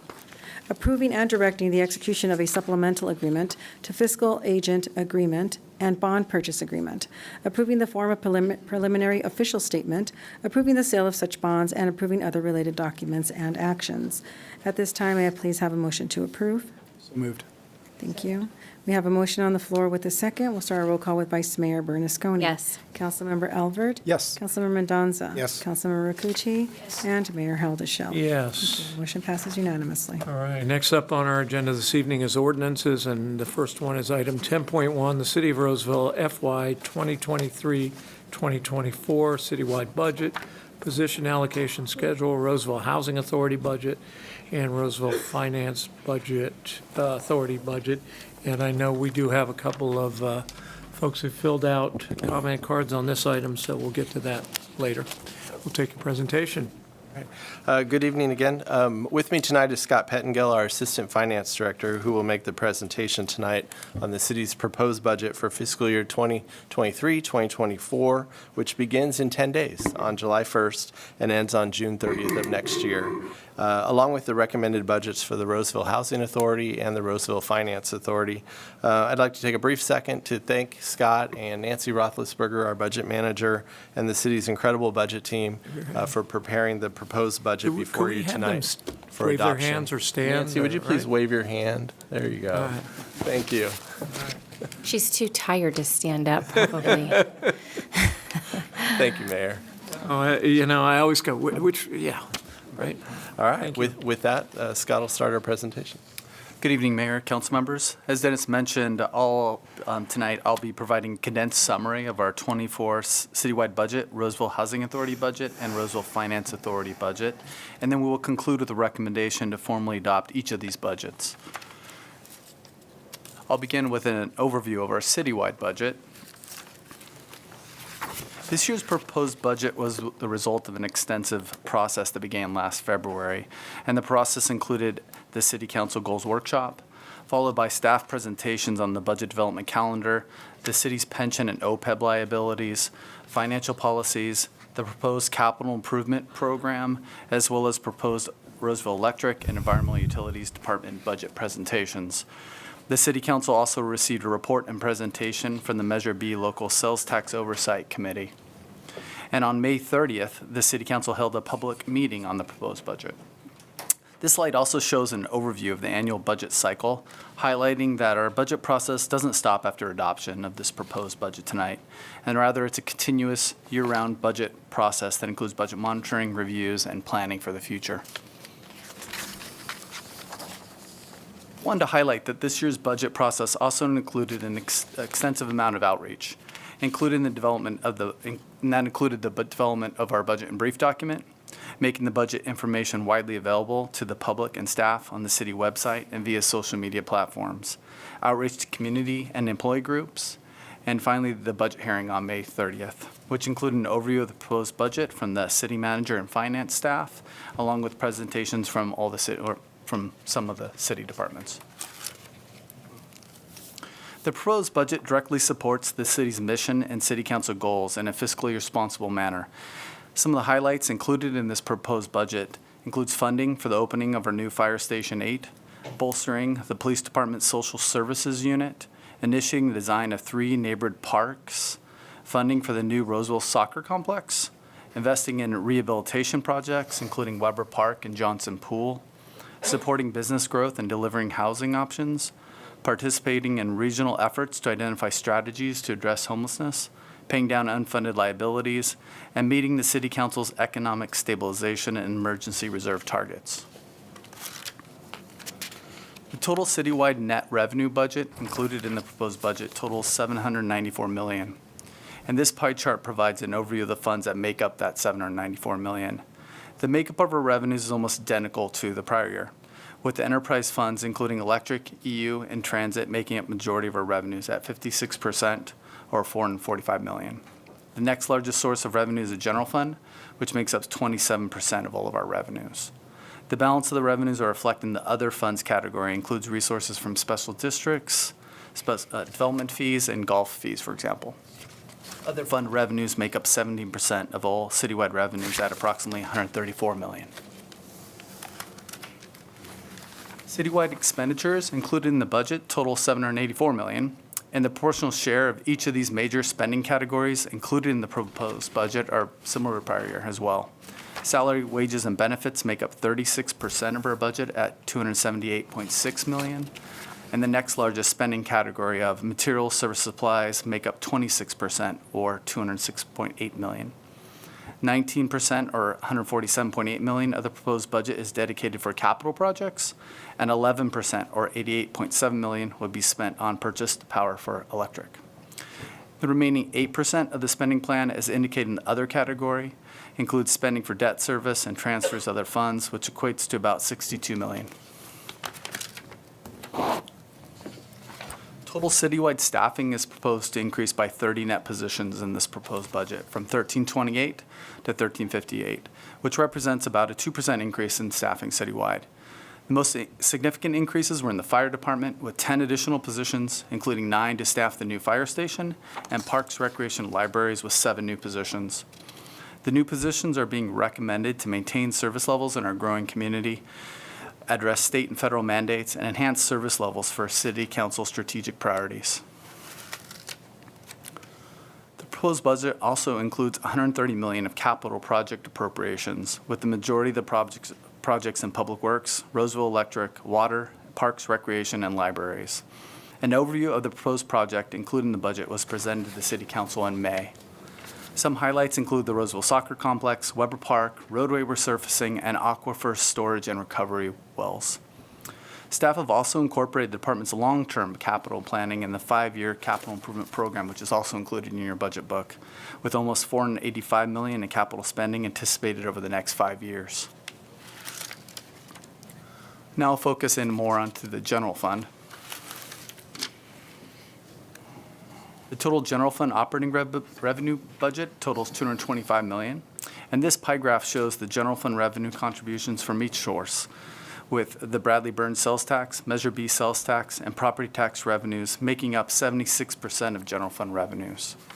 The remaining 24% is made up of charges for service, other taxes, the electric franchise fee, licenses and permits, and some other fees.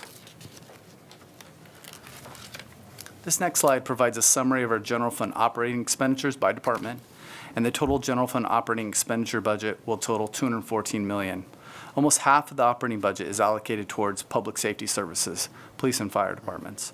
The police department makes up 28% of our budget at $59 million, and the fire department makes up 21% of our budget at $45 million. The Parks, Recreation, and Libraries department makes up 16% of the general fund at $35 million.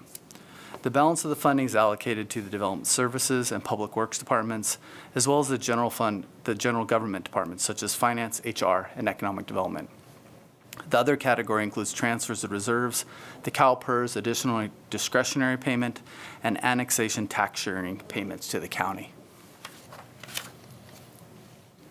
Next, I will briefly review some of the changes staff is proposing to include the citywide annual budget ordinance that's included in this proposed budget. We're recommending 2 changes to the budget ordinance this year. The first is section 3.20, and this section will allow the city manager to increase and decrease city council approved capital improvement projects and non-capital multi-year project revenue and expenditure budgets up to $75,000 for each project. The authority aligns with the city's bid limit of $75,000 and will also help expedite project completion and closure processes.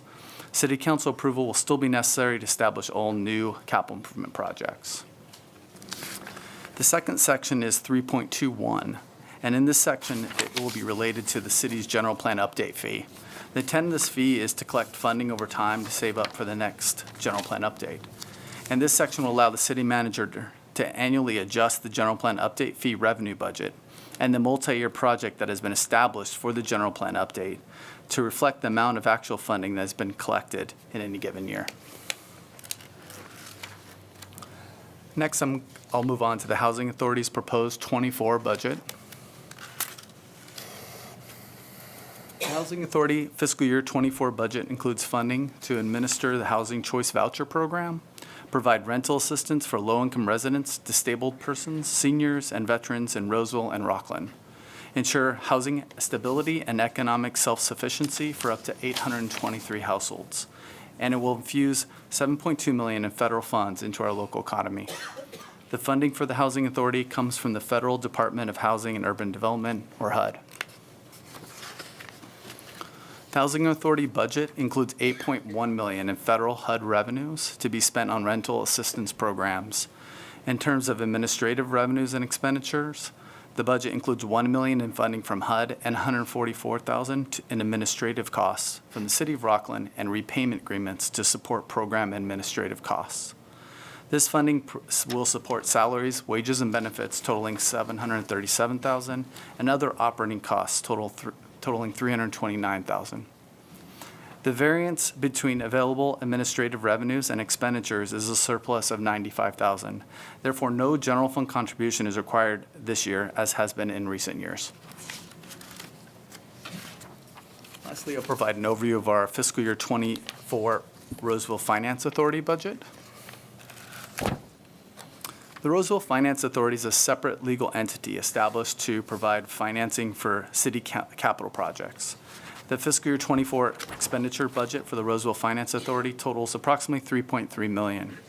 The budget includes $2.4 million for debt service payments for the certificates of participation for the Corporation Yard, golf courses, and 316 Vernon Street. The capital outlay portion of the budget totals $200,000 and funds various park improvement projects using savings from debt refinancing.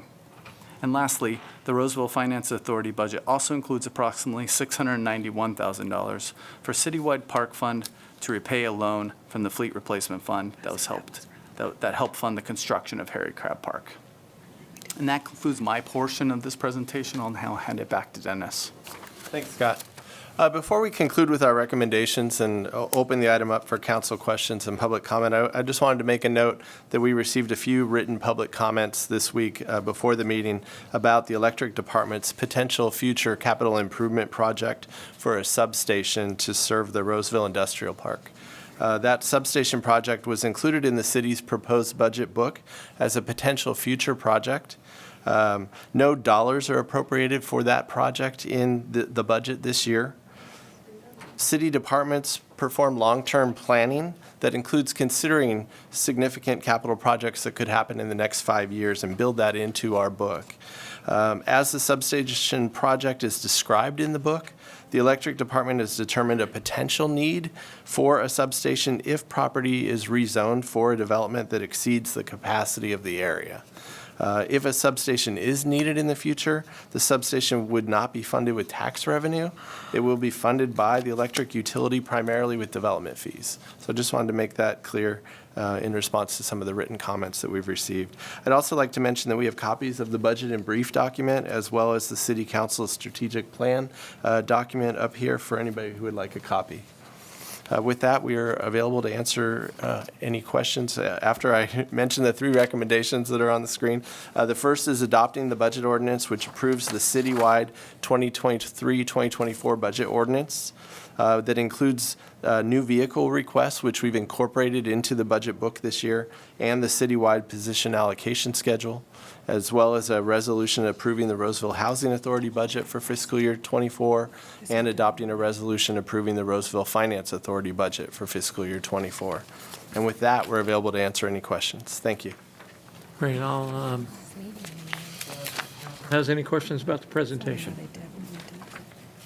Councilman Albert. On slide 15, it's the budget ordinance change, and we changed the dollar amount to $75,000, proposing changing it, where the city manager can just approve it so it doesn't have to come to council and go through the red tape. I was wondering if you could just address, does this allow for the breaking up of a big project into small projects that can avoid council that way? It does not. No, it does not. There are policies in place to keep from breaking up projects into small projects that could get snuck by. Yes, and our procedures require council approval for any new project. So if we were to break one project into 2, that second project would have to be approved by city council. Great. Thank you for clarifying that. And on the my other questions, I think you addressed, so we'll see if the public has any additional questions on it. Great. Any other questions from the council? No, you addressed. Okay. We'll open it up for public comment. I have 2 cards that may or may not be necessary. So we'll start with Nicole M. Smith, who wants to talk about the substation. I still feel it's necessary because I don't understand why a project that is supposedly not approved, you guys still don't have any opinions until you have your environmental impact reports. So why is it in a budget, on a budget line, if it's so far down the road? Why would it be in your 2023, 2024 budget? It seems to me that it should be unnecessary to even be a line item on your budget. I can answer this question. So I've had this question, and I looked at page D79. There is nothing in 2023, 24. There's nothing in 24, 25. This is a 5-year forecast, and it, as our assistant city manager said, $9.3 million. And what is in 2020? What is in this year's budget? Nothing. It's a What is in 5-year next plan, year's? but why is it on the budget? If you guys don't even have any approval and you're not even rezoning, why is it even a thought process right now? Because we win a lot of awards for our fiscal planning and our 5-year long-range planning. So it's in a long-range planning. So But if nothing the industrial park is part of your long-range planning? Sorry, you asked a question. About the This is not a debate. I'm going to answer the question. If I've not completely answered the question, I'd ask our assistant city attorney. But I'll tell you, that's what's in the budget. Nothing this year, nothing next year. It's a 5-year budget for that item. And there are other items that are a 5-year budget. Mr. City Manager? Mayor, if I may just add just quickly to that, one of the things, particularly with substations, there's long lead times on everything that we order and supply, particularly with the supply chain disruption. And when we create these in the 5-year forecast, it's also to help fund them long-term. And so a substation is, don't quote me if I'm wrong, but it's probably around $20 million right now. And so the $9 million that was suggested in the budget is really something to help get started if there were a project. And for municipal finance, per the law, we have to have a project to fund. And so in the next year or two, if something were to be approved out there, this would help start that project and that process. As you indicated, Mayor, there's no funding this year, but we have to have that in the budget legally. So if we do begin a project, we're able to start funding to it. Jesus? And I'm going to try your last name. You okay with that? I'm okay with that, but I will butcher yours name. Out of chat, look, I got some advice, out of chatter. That's cute. And if there are others, yeah, please raise your hand. Hi, good night. My name is Jesus Arechiga. Just for full disclosure, I am the president of the Creekview Association, but tonight I don't come as president. Tonight I come as an individual that shares border with the industrial park, the proposed industrial park project. Please bear with me, because it may seem like my comments make no sense, but I will get to it. On Saturday at 2:30 a.m., I was awake by noise. It was a cool night, so I left the windows open and I was circulating air. There was heavy machinery working on the proposed site for the industrial park. They were mowing or just arranging hail. I don't understand why it has to be at 2:30 a.m. I called the City of Roseville Police Department, the non-emergency line, of course. I was told that if there is time, an officer will come. I went downstairs, I went to my patio. I took some pictures, I filmed, and the cool breeze pulled my head, and I was thinking, well, maybe it's just these people trying to mow the thing while it's cool, because tomorrow it's Father's Day. They may not want to work during the hot sun. But at the same time, it's city policy to do not disturb, do not make noise at 2:30 a.m. I went back inside thinking, okay, I just close my windows and that will be it. I cannot hear the noise with the windows closed. But I could not get back to sleep, thinking that the city cannot enforce this policy, this simple policy. After 5 a.m., they were finished. Police never came. I know because I was staying awake. Not because of the noise, because thinking that this could be an every night situation. This could be, for the next 10 years, we will have this industrial park being built without any saying on what goes in there, because the city policies will not be enforced. We already know that. Right now, the developer is doing some charade meetings on what we can say that goes on. We already know they're just force-feeding that industrial is the best solution, that not doing industrial could put a homeless shelter in our backyard. Oh, God. You're going to get to I'm how going this to get relates to to the the point. budget, right? Yes, of course. Okay. What I'm saying Number here 4. is, you're going to keep hearing of us coming to these small meetings, which, by the way, we know, even though we're not being notified. I was not notified of the extension of the contract. I asked the city notify me anything related to this property. I was not notified to the extension, which, by the way, has an open-ended date. I don't think that's allowed. So we already request you, Dominic, please look at that. Tonight, I request the city council and our city manager pull that contract, because if your residents cannot sleep, neither should you. Thank you. Yes, yes, yes.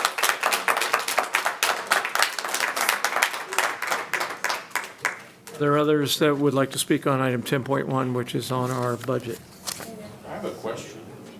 I'm sorry, you have want to- to come you have to to the get it. podium. And it's not with the audience, it's to the council, I'm not sure who this is directed to, but right here at the council. I'm just looking for understanding.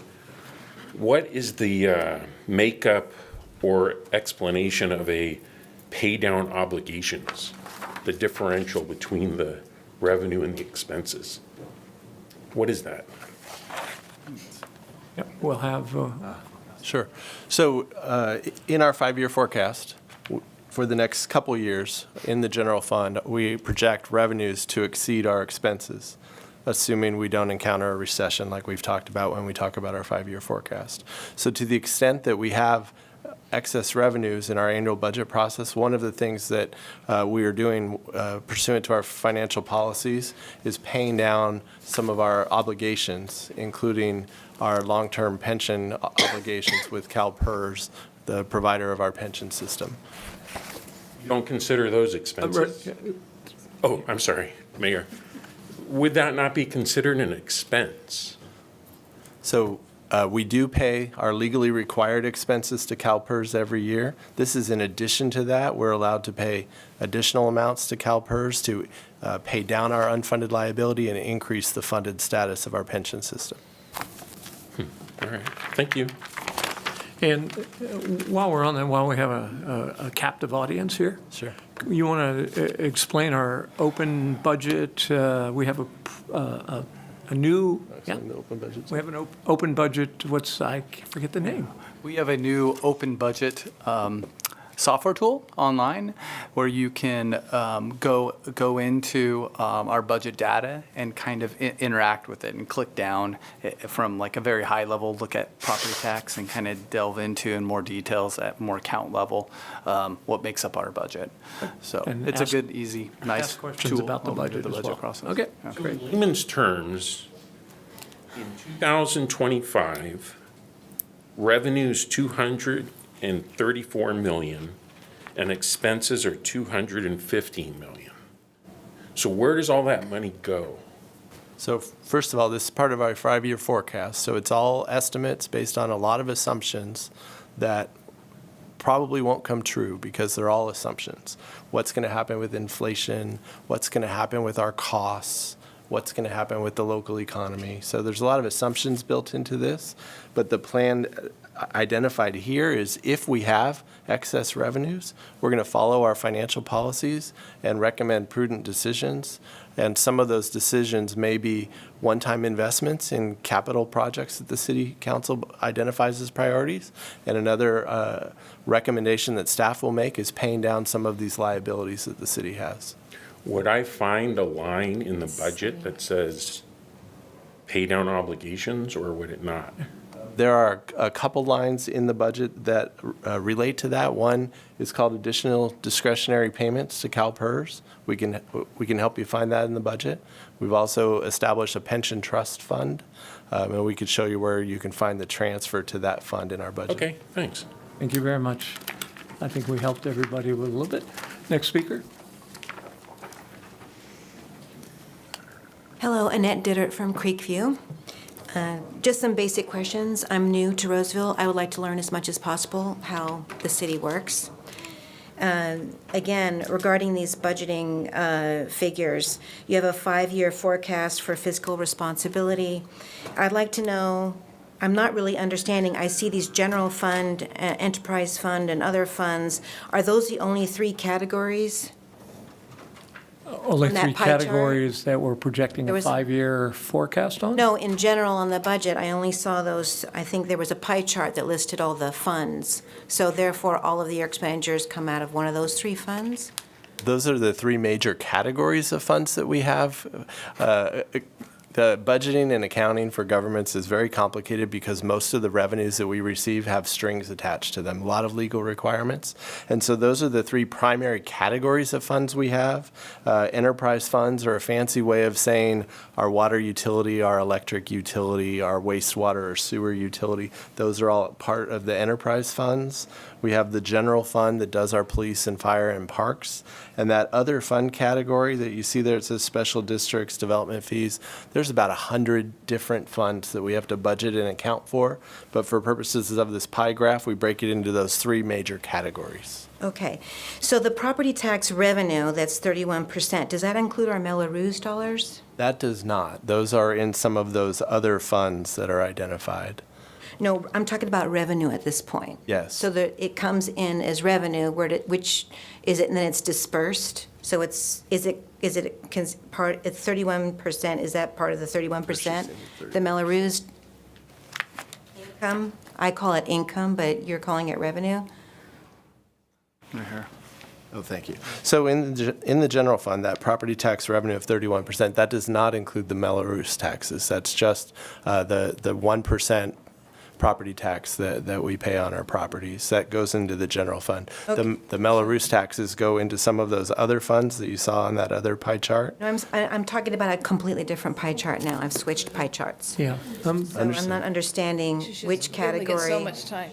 We go, I'm trying to understand how you can allocate funds for a developmental fee that who should be paying for, the developer or Roseville on this substation? Those are different No, fees. you're talking a different, Yeah. you're just changed subjects. right. I'm trying to understand who pays for the substation. Developer, there's an electric backbone fee that pays for infrastructure. And developers, as they propose projects, are responsible for the infrastructure and paying for the infrastructure. Some of that manifests itself in various community facilities districts, community service districts, Melroses, lighting and landscaping districts. Here's our budget, and happy to, we can spend a good bit of time because, and I think this is important for everyone in the city, where Councilmember Mendoza lives is very different from Creekview, from Amaruso Ranch, and has a different finance structure associated with it. So that Councilmember Mendoza is not paying for things on the west side. There are chapters, there are pages in this book that detail how money is spent in that part of the city versus on the west side. Okay, so And I encourage you, where do we pose because our we're going to questions try if we're not to, we've getting got our a couple people answers lining then? up behind you. All right, I'm still not understanding who We'll pays for that we'll be happy to, substation. okay. These folks are very conversant, and we're, I'm happy to reach out to you and go and Dominic talk through this Casey? with you, yes. Thank you. You're welcome. all right, next up. Did we get her information? Dion's going. Dion's connecting with her. Hi, my name is Arlene Starr. I'm a resident of West Park off of Westbrook, not in Winding Creek, across the way. And I just wanted to confirm, first of all, Jeremy Soku, he wrote a very detailed letter to the city council. I want to be sure that you got it and that it's added to the feedback from tonight. Can you confirm that? Otherwise, I have a copy. Yes? We have Okay, it. perfect. And he makes some very compelling points in there as to why this should not be in the budget. If it has to be in the budget for the reasons cited, we would ask that you remove the word industrial. This is still a proposal that we're working very hard to stop the industrial development on and the rezoning. And so at this point in time, it seems premature to tack on the word industrial. So I would just like to ask that that's removed from the budget. You can still keep the substation name in there, but remove the word industrial until, in fact, if in fact that is approved. Thank you for your comment. Thank you. Next. Hi, my name is Julie Hanna. I recently moved to Roseville from Irvine, California, with my husband and daughter who attends West Park High School. And you addressed the question about the substation already, but I want to talk about the budget for parks and recreation. I know you're building the new soccer complex, and that's great. What I want to know, are you building any indoor sports facilities for our children because it's 100+ degrees for 5 months a year around here. And she did try softball and she said, never again, Mom, it's too hot. So now she's into volleyball, but unfortunately there's a shortage of courts for both volleyball, basketball, gymnastics.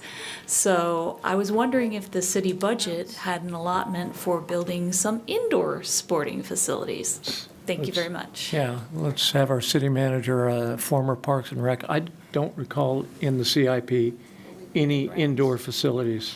I would, that's correct, Mayor. But we do have current indoor facilities where there's volleyball at the, well, boy, it was called Mahaney Complex. We changed the name recently. I think it is still Mahaney Center, Sports Center. But there is also at the grounds in Placer County. Yes, she does practice at the grounds, but she gets kicked out every time the grounds has another event, like a quilting show, and she has to drive to Sacramento to go to practice. So there's definitely a shortage in Roseville. And I would agree with you. We did a Parks and Recreation and Libraries Facilities needs, which that's indicated, so it is in our future planning. But just to be clear, it is not in this budget. Yep, thank you very much. Next up. Good evening. I want to echo some of the comments you've already been hearing, especially the commenter who mentioned that the word industrial should be scrapped from that substation when it's not even zoned industrial. In April, the city said that that project is paused. At a meeting with Patatoni a couple weeks ago, Patatoni said their application is scrapped. None of this feels paused or scrapped to all of us that are sitting here. It feels like a government and corporate partnership that's placating the community, basically kicking the can down the road, you know, making sure we don't bring pitchforks to these things until eventually you get what you want. So I hope you guys hear this from us, and I hope you guys, you know, do what it takes to represent us, the citizens, and not just the revenues and the budgets. We got $1 billion a year coming in already. We need another $1 billion? For what? We don't even have another Camp Mahaney. Put one of those over on Phillips Road. Thank you. Thank you for your comments.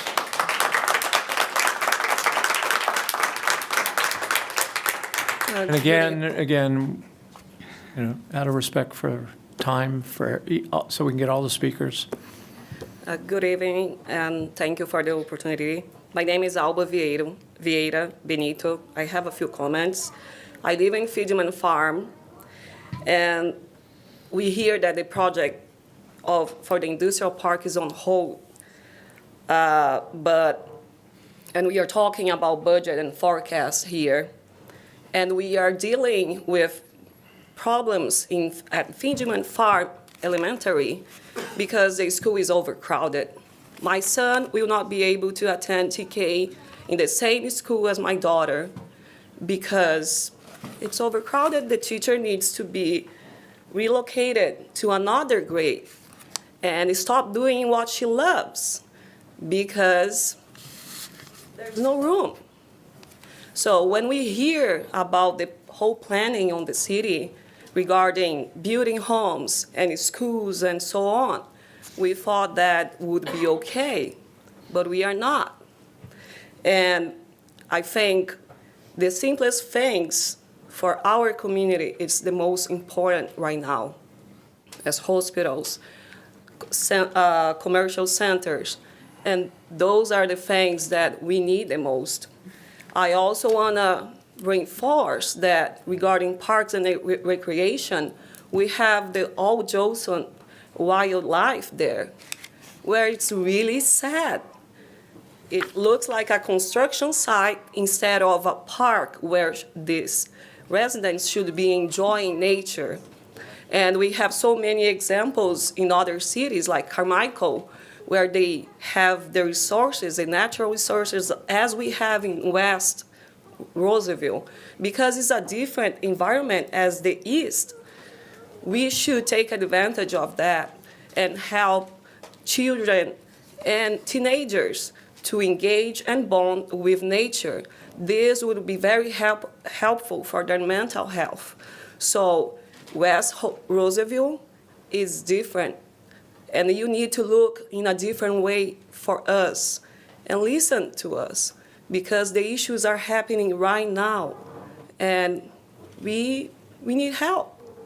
So like regarding forecast and budget, if you have this 5-year, how we are dealing with this situation right now at Fingerman Farm, why this is happening. You need to talk to the school district. Comments? School district.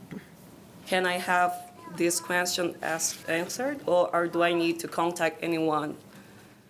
Because I mean, you had a couple of questions in there. One of them was school district, and so the school district question is with the district itself.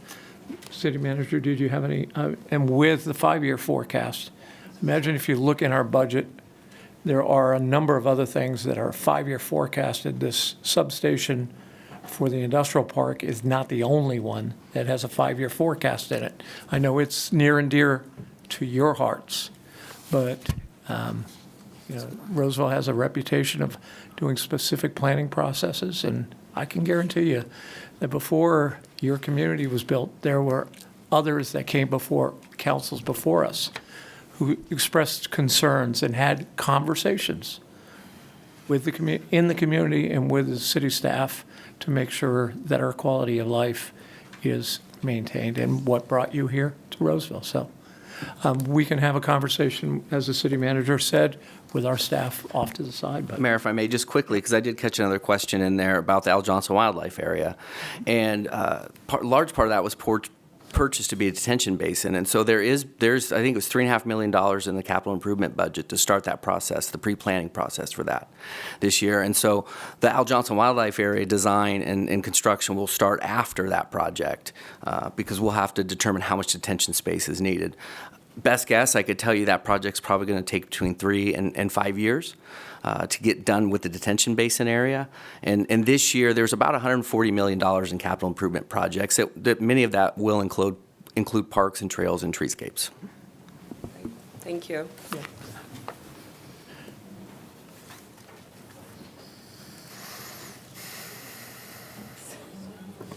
Hello. I have one or two more questions relating to the proposed electrical substation, currently titled as industrial.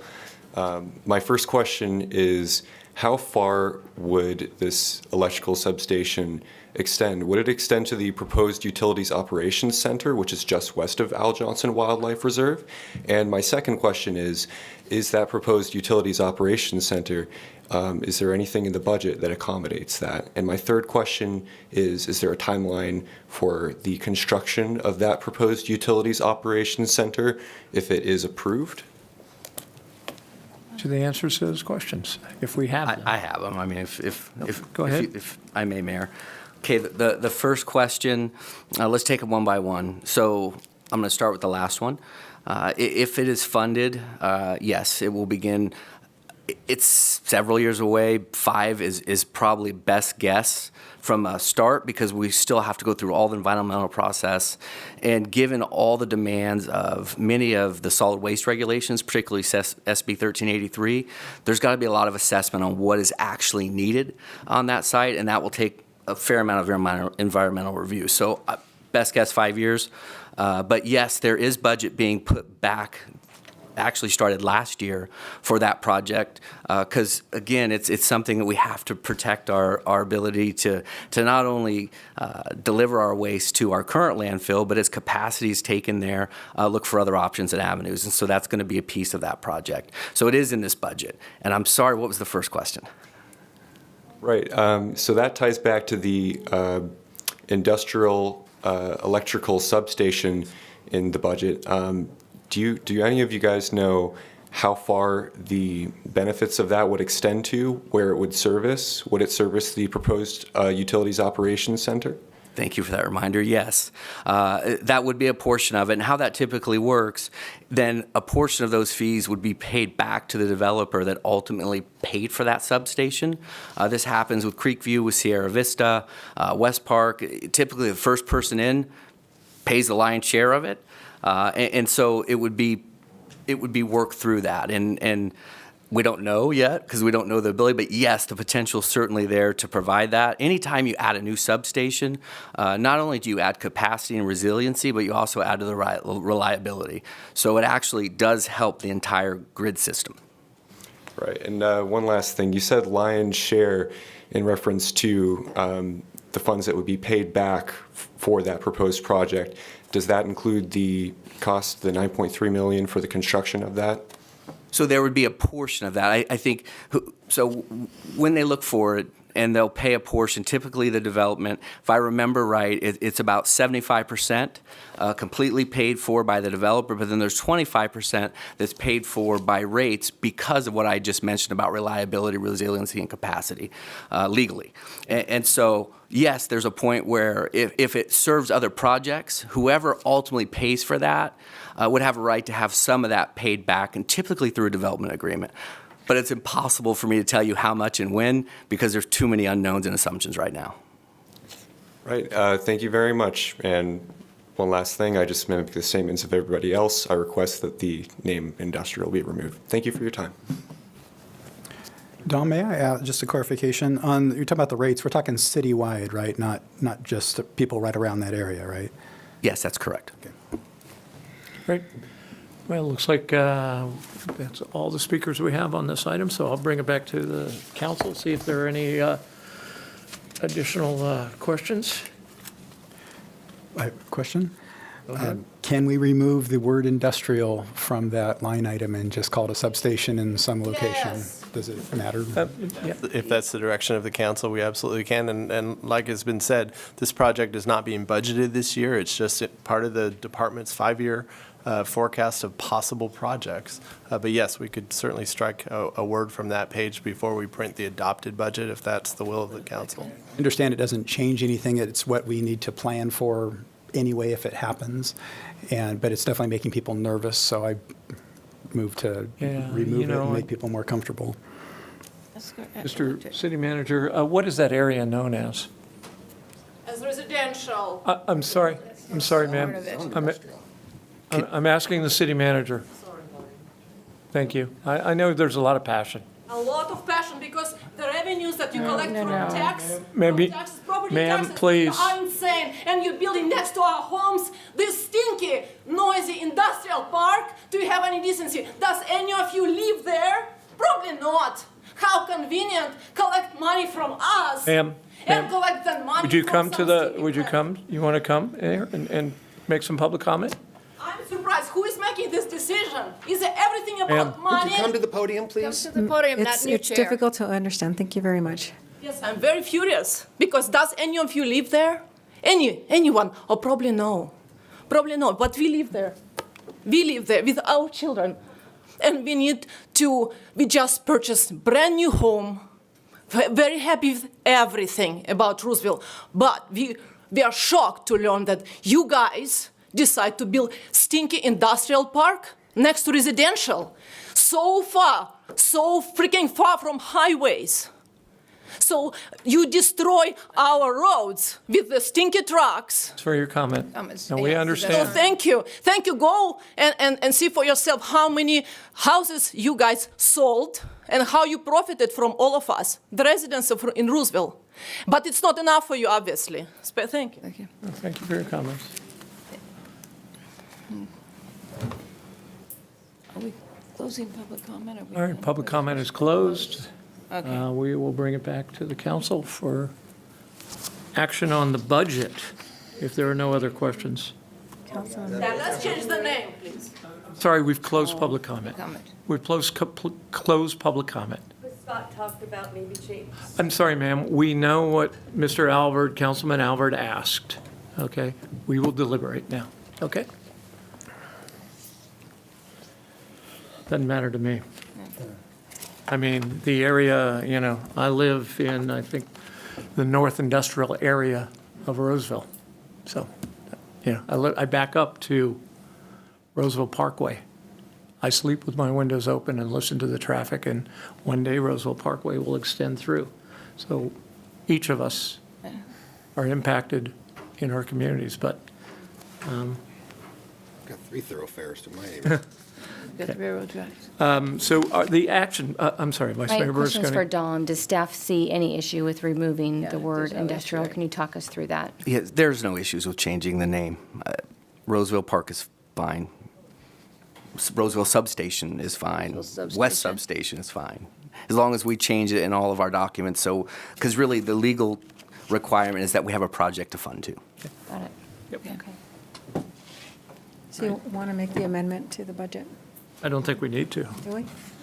Do we need to make an amendment to the budget? No, just if that's the council's pleasure, as part of the motion, you'll direct staff to change the name of that project in the budget documents. Is that a separate motion then? Yeah, that would be part of the motion, and then they'll change it direction. before the final documents go out, yeah. What's the preference, like west, We need to get into that. I think Roseville Park Substation is fine for this evening. okay. So the action before us is actually on the budget, isn't it?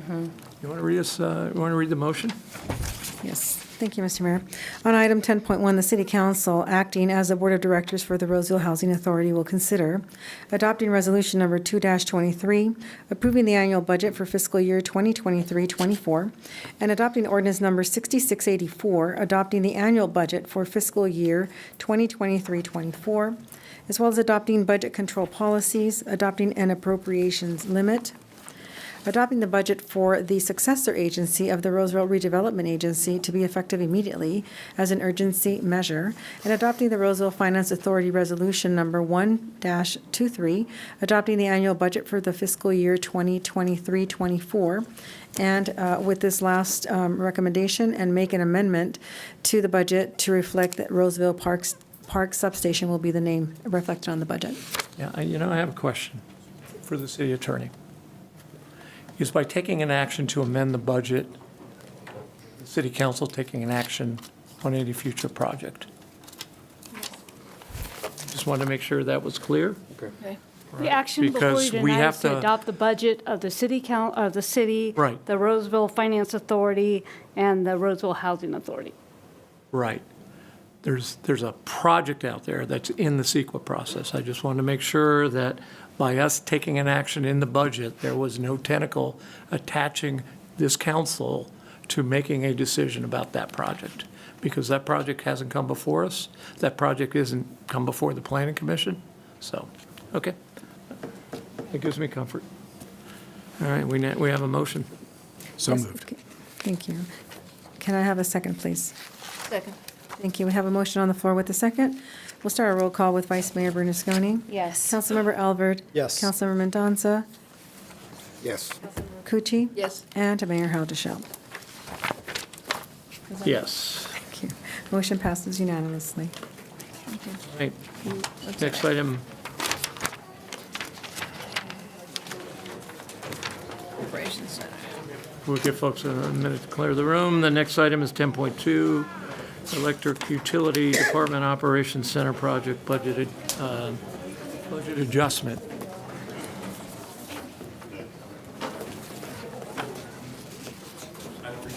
Evening, Director Baines. Good evening. Good evening. Right. Letting it clear for a second. Just give us, They'll clear if we keep going. We're going to let a few more people leave the room that want to leave the room. And I need some hot links, because I'm getting hungry. All right. The floor is All right. yours. Well, good evening. So I am Dan Beans, the Roseville Electric Utility Director, and thank you for the opportunity for me to kind of present my vision for the Roseville Electric Department Operations Center. So, you're probably wondering, what is a DOC? Did we just make that up? How is it different from an EOC or Emergency Operations Center? So a Department Operations Center, or DOC, it's a specific term that comes from the Incident Command System as defined by the Federal Emergency Management Agency, you all know as FEMA. So that's basically a conglomeration of people, facilities, equipment, communications, and it's designed to aid in the management of on-scene resources during incidents. So you can use it for anything, large, small, complex, simple, and even planned events. So you're familiar with the city's EOC, which is located at the Martha Riley Center. We're proposing an Electric Utility Department Operations Center that would be functionally defined by FEMA. The DOC is a coordination center. So it's dedicated to a single department or agency, and it has a focus on internal agency management or incident management and response. So This DOC would not replace the EOC. It would enhance it and complement it very well. It's going to provide enhanced situational awareness and communications through the use of technology. And it has the potential to support and back up several other city departments as well. For example, tonight with overflow, we actually could have spilled over there, and you could have had the meeting online or on the screens and housed people there. So it has a lot of uses in the future. So what would it look like and where would it be located? So here's just a few pictures of the DOC that I built at my last utility. For this particular DOC, we'd like to install it across the plaza and the base or the first floor of the 116 Grant Building where our headquarters is located. You can see in the pictures we used, it's a very large video wall, but it's not just the display. It's actually got technology behind it, and I'll talk about that a little more. In this case, we used part of it for wildfire detection and monitoring. So the next slide. So for electric, the DOC is going to provide a single location to monitor our system and provide situational awareness, everything from our outage map, generation output, system configuration, security cameras, including our substations, vehicle locations, and other data live. Anything that you come out on an IP address practically can get in there. It'll also complement our dispatch center, which we have at the Corporation Yard. And it'll allow management to monitor the system during outages and energy emergencies like we experienced last fall in September. The enhanced visibility will allow us to better communicate and coordinate with other city departments and the public regarding rapidly changing situations that are impacting them. For the city, the DOC will provide at least 3 key functions, and you can look them up in the FEMA ICS system, basically information management, interoperability, and joint information sharing. I'm not going to read you the definitions. You probably understand what those are. Besides the technology, it has the ability to communicate to both field personnel and the public. So the advantage of this facility, and when you go to Martha Riley EOC, you have to go in there, open up cupboards, get the tubs out, get a piece of paper, figure out how to plug in all the stuff, and you have to get it going. It takes a little bit of time. It does. This will be always active, so people could run across the plaza, run into that room, hit a button, and we're live. So it's very fast. It's always going. And in reality, probably a majority of the incidents the city faces could be handled at that level without even opening up the EOC. Okay, so the technology we'd like to install, which I did previously, is made by Barco. It's the Belgium American Radio Corporation. It started in the 1930s, a guy in his garage putting radios together. Now they do technology for IMAX, and one of the technologies they have is called ClickShare. And so literally you could have fire, you could have police, you could have FBI, TSA, anybody could walk in there with a laptop, plug in a USB dongle, push a button, and then their stuff is now on the screen. It's got cyber security provisions. Another tool you could use that facility for is if there's a cyber incident, you could use that to get all the data in there and have people monitoring things. But the really cool thing is once you have something on the screens, you can then pick the screens are big. They're going to, if I get what I'm trying to build here, there'll be 2 24-foot wide screens that are 6.5 feet high. But any portion of those, if it has certain information, like say we're using part of it for public information, we can scrape that piece and send it out in a link on social media, however we want to do it on the website. People can click on it and they can see live images or live data. For first responders, if we have live camera feeds, we can scrape it, get it to them in their vehicles and their phones. So we really needed this back in Reading where I was during the car fire, and then 7 months later we had a big snowstorm that took out a bunch of our substations. Having something like this is lessons learned, and I know Roseville's a different place, but we do have things here. There's people here, things happen, and so this definitely will have a lot of good public good. All right. So Barco is the technology, and then the process I'd like to use to purchase is the California Multiple Award Schedules. Roseville uses that already, and it's a way where you basically pick your technology and you run it through their system, and now you get at least 3 or so qualified bidders on that product, and you get a good deal on that. So it's a good way to do it. I just wanted to throw all that out there for you, not just do the budget, ask for the budget adjustment, but I wanted you to understand kind of the vision behind it and what we're trying to accomplish. So the next slide is basically straight out of the agenda, so I will take any questions. Great. Questions from the council? Yeah, I just have a comment. I had the opportunity of going to Reading and seeing the facility. Roseville's part of Northern California Power Association, and so is Reading. And so we will go to different agencies and have our meetings up there. But it was like their anniversary of their city and their electric utility, and it's something to behold. It's everything he said plus more.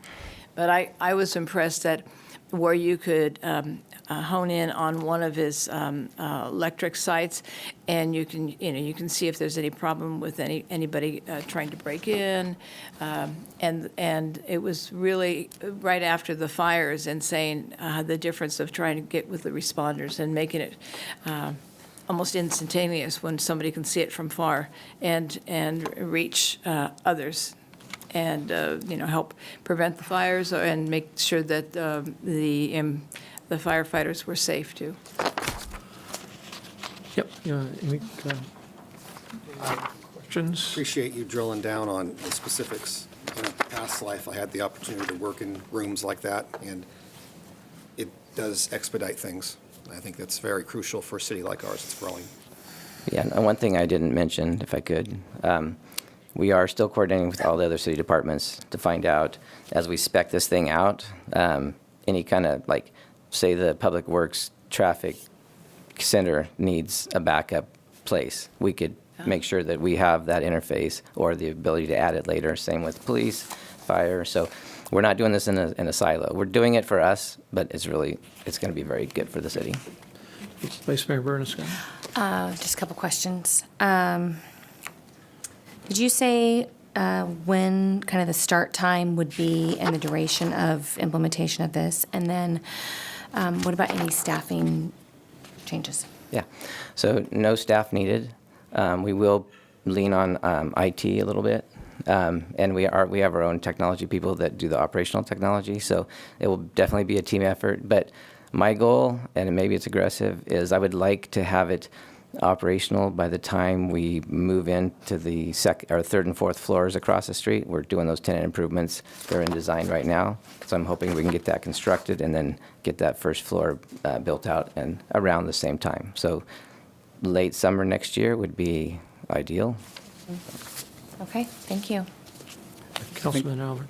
I think our world-class small public utility needs something like this to put a star on it. It sounds like it's a really good idea for us to manage and be responsible, and it does sound like it gives some other good benefits in other departments. So I have a question. Do you envision that maybe there's a joint or mutual aid with Union Pacific, or is this simply standalone, or can this be mutual aid for Rockland? It could be a regional resource, absolutely. If anybody needed it, even if the FBI had a crash on their system or something happened, they needed a spot. Like, literally with the ClickShare technology, anybody could come in and use the technology. Right, So- because I think the year was 1973 when a train went through here and an ordinance exploded, and so. Okay, we'll open it for public comment. Any public comment on this item? Close public comment, bring it back to the council for any additional questions. If there are no additional questions, I'll ask the clerk to read the motion. Thank you, Mr. Mayor. On item 10.2, the City Council will consider adopting ordinance number 6686, authorizing certain amendments to the fiscal year 2022-23 budget, and declaring this ordinance to be immediately effective as an appropriation measure. At this time, may I please have a motion to approve? So moved. Second. Thank you. I have a motion on the floor with a second. We'll do a roll call with Vice Mayor Bernasconi. Yes. Councilmember Albert. Yes. Councilmember Mendoza. Yes. Councilmember Rakucci. Yes. And Mayor Haldeshelt. Yes, and thanks for the innovation behind this. All right. We will now move to special request for reports and presentations. We have a request for council discretionary funds for sober grad night, and our city clerk will brief us on that. Mr. Mayor, so we did receive a request by Granite Bay High School to allow them to request these discretionary funds in an amount of $500 from fiscal year 2022-23 budget. The budget does support being able to provide them this particular grant amount. Other high schools were also provided with the same grant amount for their sober graduation activities. I inquire if the council has any questions on the Do we presentation. have a representative? Go ahead, Vice Chair Bernasconi. Just for point of clarification, remind me, we get 30,000, is it 30? 15,000. 15 a year, 15 a year in council discretionary funds through the fiscal year, so that's through June 30th. Any funds that we don't use, that the council doesn't just give to an organization, it rolls over. Correct. Is that right? Yes. And our balance is somewhere around $7,000? $7,281, if I'm not mistaken. 7,281 and 63, Okay. 83 So we cents. spent about half of that. Okay. I don't have any other questions. This request is for $500. Right. And we have another one too, right after it. It's a couple. So I'm just doing the math. Okay, good. Good. Any other questions? We do have here tonight a Master Booster President. I'm not sure if they're still in the audience. Stephen Monk, is it? Oh, there you go. Oh. In case anyone had questions regarding the request. I have a question. I mean, this is amount enough for the Master Booster, but this is the same amount as we've given to other high schools for their sober grad nights, right? Correct. This is what we gave every other school that requested it this year. Correct. I'll open it for public comment. If Stephen Monk wants to make any comments, okay, we like that. We'll close public comment. If there are any additional questions of the council, This was after the fact, Yeah, I was just going it to say. is after the fact. so hopefully next year we get it in on time, and then it can come with all We're the going others. to count That'd be on awesome. Stephen Monk to get it in on time next year. All right, we're going to hold you to that, all right? All right, if there are no other questions, this item, Okay, I'm in does it favor. require action? Yes. Okay, Do because I my make a paper motion? says, no, this is information only. It's not, it requires action. So on item 11.1, the city council will request. consider approving council discretionary funds in the amount of $500 to the Granite Bay High School for Safe and Sober Grad Night sponsorship.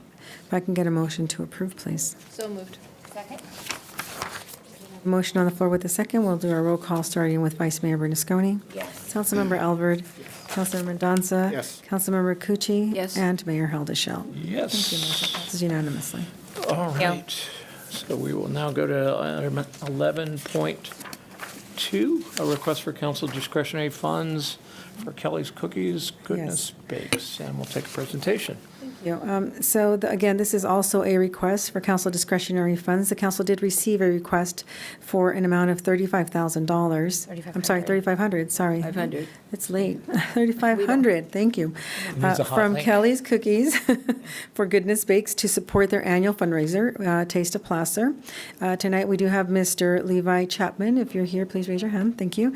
In attendance, should the council have any further questions on this item. All right, I'll ask the council if they have any questions about the presentation. Will it open? I do, Oh, sorry. you do, I'm sorry. Where is this event going to take place, and are we being a sponsor for this? Is that what we're donating for? Yes, thank you for the opportunity to speak. It'll be at the Roseville Sports Center on Pleasant Grove Boulevard, and it'll be Saturday, October 7th. So I'll open it for public comment, stay right there. Any other comment, questions? Are we a sponsor? So- What are we donating for? Right, so there's two sponsorships. There's a platinum sponsorship of $5,000 and a diamond sponsorship of $3,500. And can you explain a little bit about your organization? Sure. So we're a nonprofit bakery in Roseville, located on Douglas Boulevard, directly across the street from the Roseville Chamber of Commerce. We mentor and hire youth that have recently been aged out of the foster care program, meaning once they turn 18 years old, there's not oftentimes a lot of opportunity for them. So we provide them with employment at the bakery and at-risk youth locally as well. Okay, and the proceeds from the event just help to keep the program going? Absolutely, yeah. So the Taste of Placer, this will be our fourth time that we've done it, but we stopped during COVID, of course, and then after that, a lot of the restaurants and wineries, they didn't have the employees to help us staff it.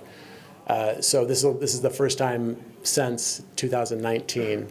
But the proceeds, 100% of the proceeds go to helping the organization and paying our bills and keeping the nonprofit afloat. Mm-hmm. What is your budget for the whole event?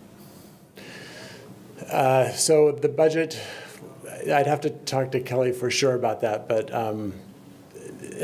we're selling 500 tickets at $100 each. So it is a fairly expensive endeavor for us to take on. So I don't know the exact budget amount that it would cost to put it together. I think we're asking all the questions. 'cause it's a high You're the amount. good math guy. 500 times, yeah. Well, yeah, so I think part of, I think the questions are, at 3,500, that's a big ask. And we're down to 7,300 now after the 500. I'm very supportive of the organization, though. Yeah. I will say, in years past, I have participated and been involved with this prior to COVID, and I've met some of the individuals that have been helped by this, and they do really good work. I really was impressed with how they allocated the resources and how they used the money from the fundraisers in the past to keep this program going, and the good work they've done in the community. Yeah. I And appreciate that. I don't know all of the dates, but I know that Kelly's Cookies changed their model several years ago to this nonprofit that helps employ, give life skills to foster youth. I think there's a strong component of prevention for homelessness as well. So I think that we've been really conservative this year, as evidenced by having roughly 50% of our budget left, and the fiscal year starts July 1st. So I'm completely confident in their ability to serve the community and feel comfortable with $3,500. And I have a question that I think I remember the answer to. This is ineligible for a grants advisory. Is this, put it in the form of a question, Bruce. Is this eligible for our grants advisory? I don't think it is, but maybe Michelle. Have you I don't applied think for a so. grants advisory? Sponsorship. Not for the grant advisory. I think sponsorship creates the problem Well, for I that. mean, the purpose, Yeah, but that could be something they could apply for next time around, too. right. That's a nice group to go through. It wouldn't be with a sponsorship, but it would still be. Sure. And I would encourage you to look that way, too. Absolutely, yeah, we will. Thank you. And you may know this, somebody's going to know this. Have we been a sponsor in past years? Yes, you have. Yes, the city of Roseville has. At this Yes. amount? At this amount, I believe so, yes. Yeah. All right. I have no, is there any other public comment on this? All right, close public comment, bring it back, council. They Any do good additional works. They questions? help people. I've been in I don't want to call it a restaurant. It's not exactly. It's a store, but it's very nice. They have people, like Krista said, learning trades, learning how to deal with people, and, give them a chance to make it in their life. It's basically a 6-month program, and then it's a stepping stone, hopefully, to find other employment that's a longer-term employment in the community. Yeah, no, I mean, I know Taylor House has a similar right. mission and Yes, things we like work that. with Taylor so. House. All right, we're back to the council for, I guess, a motion. Yes, thank you. On item 11.2, the city council will consider approving council discretionary funds in the amount of $3,500 to Kelly's Cookies for Goodness Bakes to support their annual Taste of Placer fundraiser. If I can get a motion, please. So moved. Second. We have a motion on the floor with a second. We'll start our roll call with Vice Mayor Bernasconi. Yes. Councilmember Albert. Councilmember Mendoza. Yes. And Councilmember Rakucci. Yes. Mayor Helderschelt. Yes. Thank you. All right, Motion I'm passes. hungry, I'm hungry, so can you move the event up a little sooner? Yeah. Or bring Thank you cookies very next much. time. Yeah. All right, and we're getting a little rummy you. here. We've totally, all right, now we are at item 11.3, Advanced Metering Project Infrastructure Update. Who do we have? Eric and,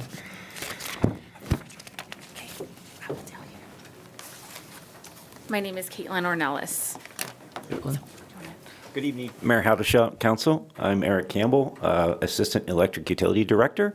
It's my pleasure to introduce Caitlin Ornelas. She's our project manager for the Advanced Metering Project. Caitlin?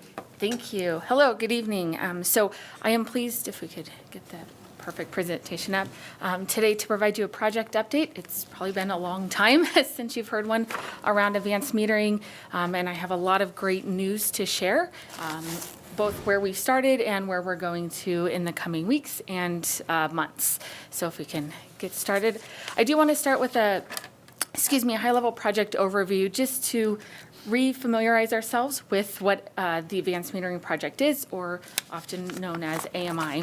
But really, this project is a joint multi-year project with both of our utilities, electric and water utilities, to modernize our metering infrastructure. So it's really important that we execute on that metering infrastructure and continue to improve on it, just as we have our forward outlook of things to come. So this infrastructure will include advanced metering across our entire city for both water and electric. These meters will send wireless readings and important service information to the utilities for both our water and electric utilities to really help with the things that we face around potential outages, restoration of those outages, notification of leaks and detection in those kinds of areas. So it's key information that we can use to better service our customers as well as the utilities in itself. So this data, again, can be used to help create efficiencies within the operations as well as within our customers as we progress with this technology. Lastly, one of the big pieces of it is it will provide us insight to our distributed generation resources to support to support grid optimization as we move forward. So looking at the project as a whole, it's been a handful of years in the making, but we have started back in 2017 with our contracting process, which took a while, working with our vendors to secure the right hardware, systems, and tools to perform the infrastructure update. As we advanced into 2018 and 2020, our focus was around systems and integration development, really building out a multi-system integration that not just integrated our advanced metering software, but it also integrated into our existing Roseville enterprise applications. So that was a very large undertaking of configuration and development. As we continued into 2022, we needed time to test and validate all of that work that had been performed. So we were really looking at comprehensive meter, communication network, and systems integration testing. So we utilized our entire staff out of multiple departments over this two-year time span to really perform comprehensive, complex testing on not just the system and the integration, but the hardware itself. It's important to us to make sure that we knew putting this infrastructure in place, it was going to provide the benefits and the needs that we had to accomplish. Lastly, as we hit 2023, which is the final phase of this project, which is actual meter installation. So in March, we started off with a first phase of our meter installation process, and I'll talk about that here a little bit more in detail. And then we're preparing for what we're calling our full deployment phase, which is mass installation of our meters. Sorry, I don't know what that was. So, That was timed perfect. Sorry, of both our water and electric meters. Please meter that one. Yes, All right. I will regulate that one going forward. No, I promise it's only water. No. All right. All right, we knocked you off your game there. So what does the meter installation process look like? Good. I do want to talk about and highlight the success we had with our phase one, which was March of this year. So phase one to us looked like about 800 electric and water, residential and commercial customers that we went in and performed a meter replacement on. We upgraded their meter with the new infrastructure and technology that we were putting in. The 800 customers for both residential and commercial were located in the Blue Oaks, Wood Creek Oaks area. All the meter installations were performed by either Roseville staff or we have a contracted third-party installer that is supporting the project on behalf of Roseville. Lastly, as part of this first phase, we initiated our customer outreach campaign. So that is a huge component of this project, is not just the meters, but also the communication and information sharing. And I'll go into that here in a minute as what that looked like. As we rounded out with phase one, what we came out with was 100% of our installations were completed ahead of schedule, which was great. We really got to see how the process worked. We validated the meters, the communication, the system performance, which gave us the information and confidence and ability to progress with the meter installation, basically this full deployment stage. So on the right-hand side of this slide, what you're looking at is what our full deployment, what we're calling full deployment, looks like. So our full deployment will start in the next couple of weeks in July and run 12 to 14 months, so roughly into September of 24. It's a very aggressive timeline.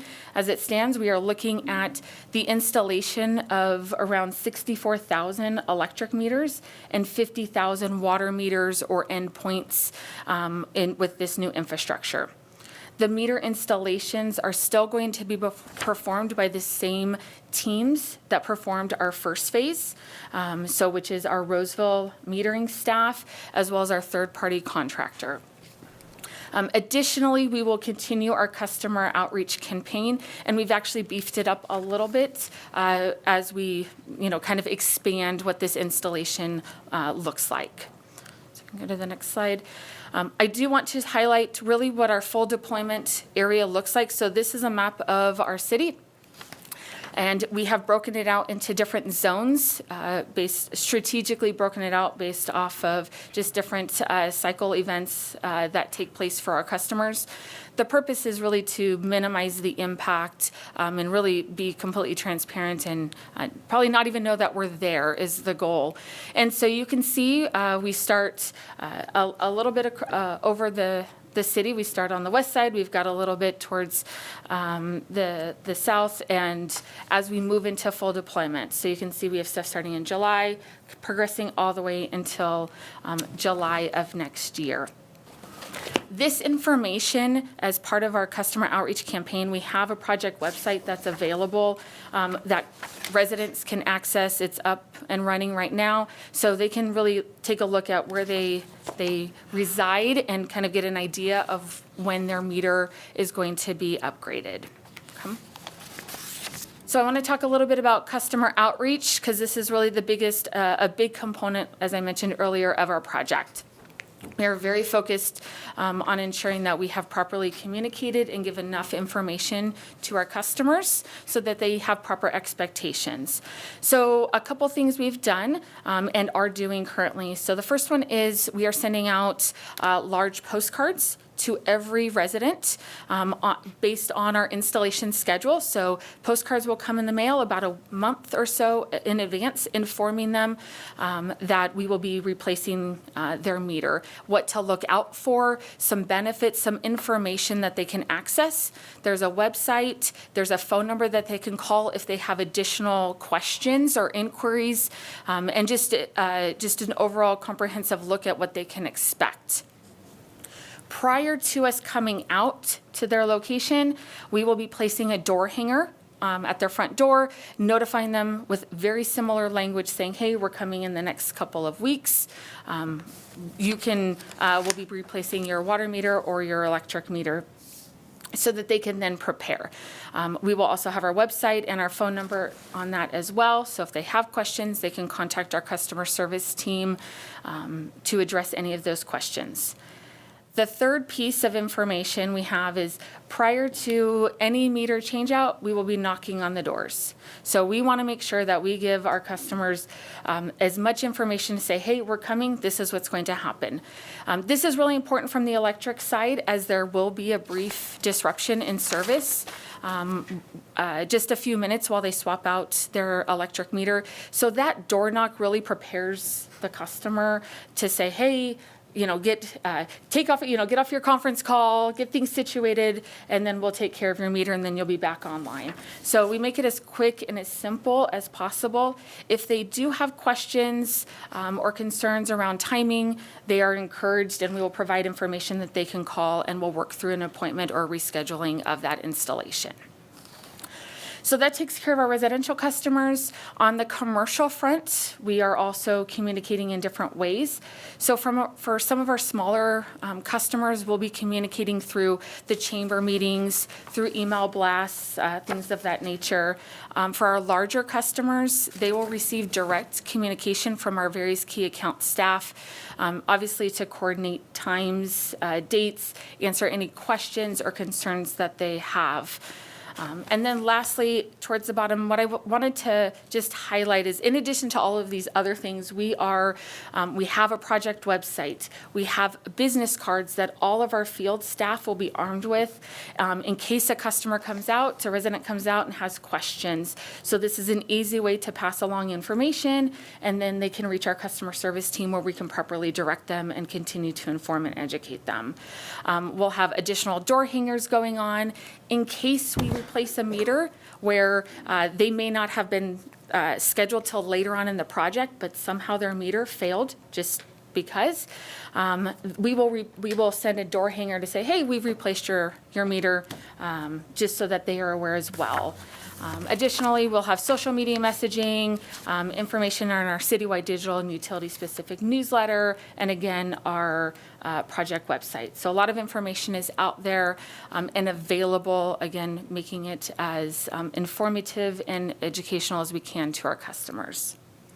So that concludes kind of the update of where we're at and where we're going with the advanced metering infrastructure project. All right, council questions. I'm sorry. Go.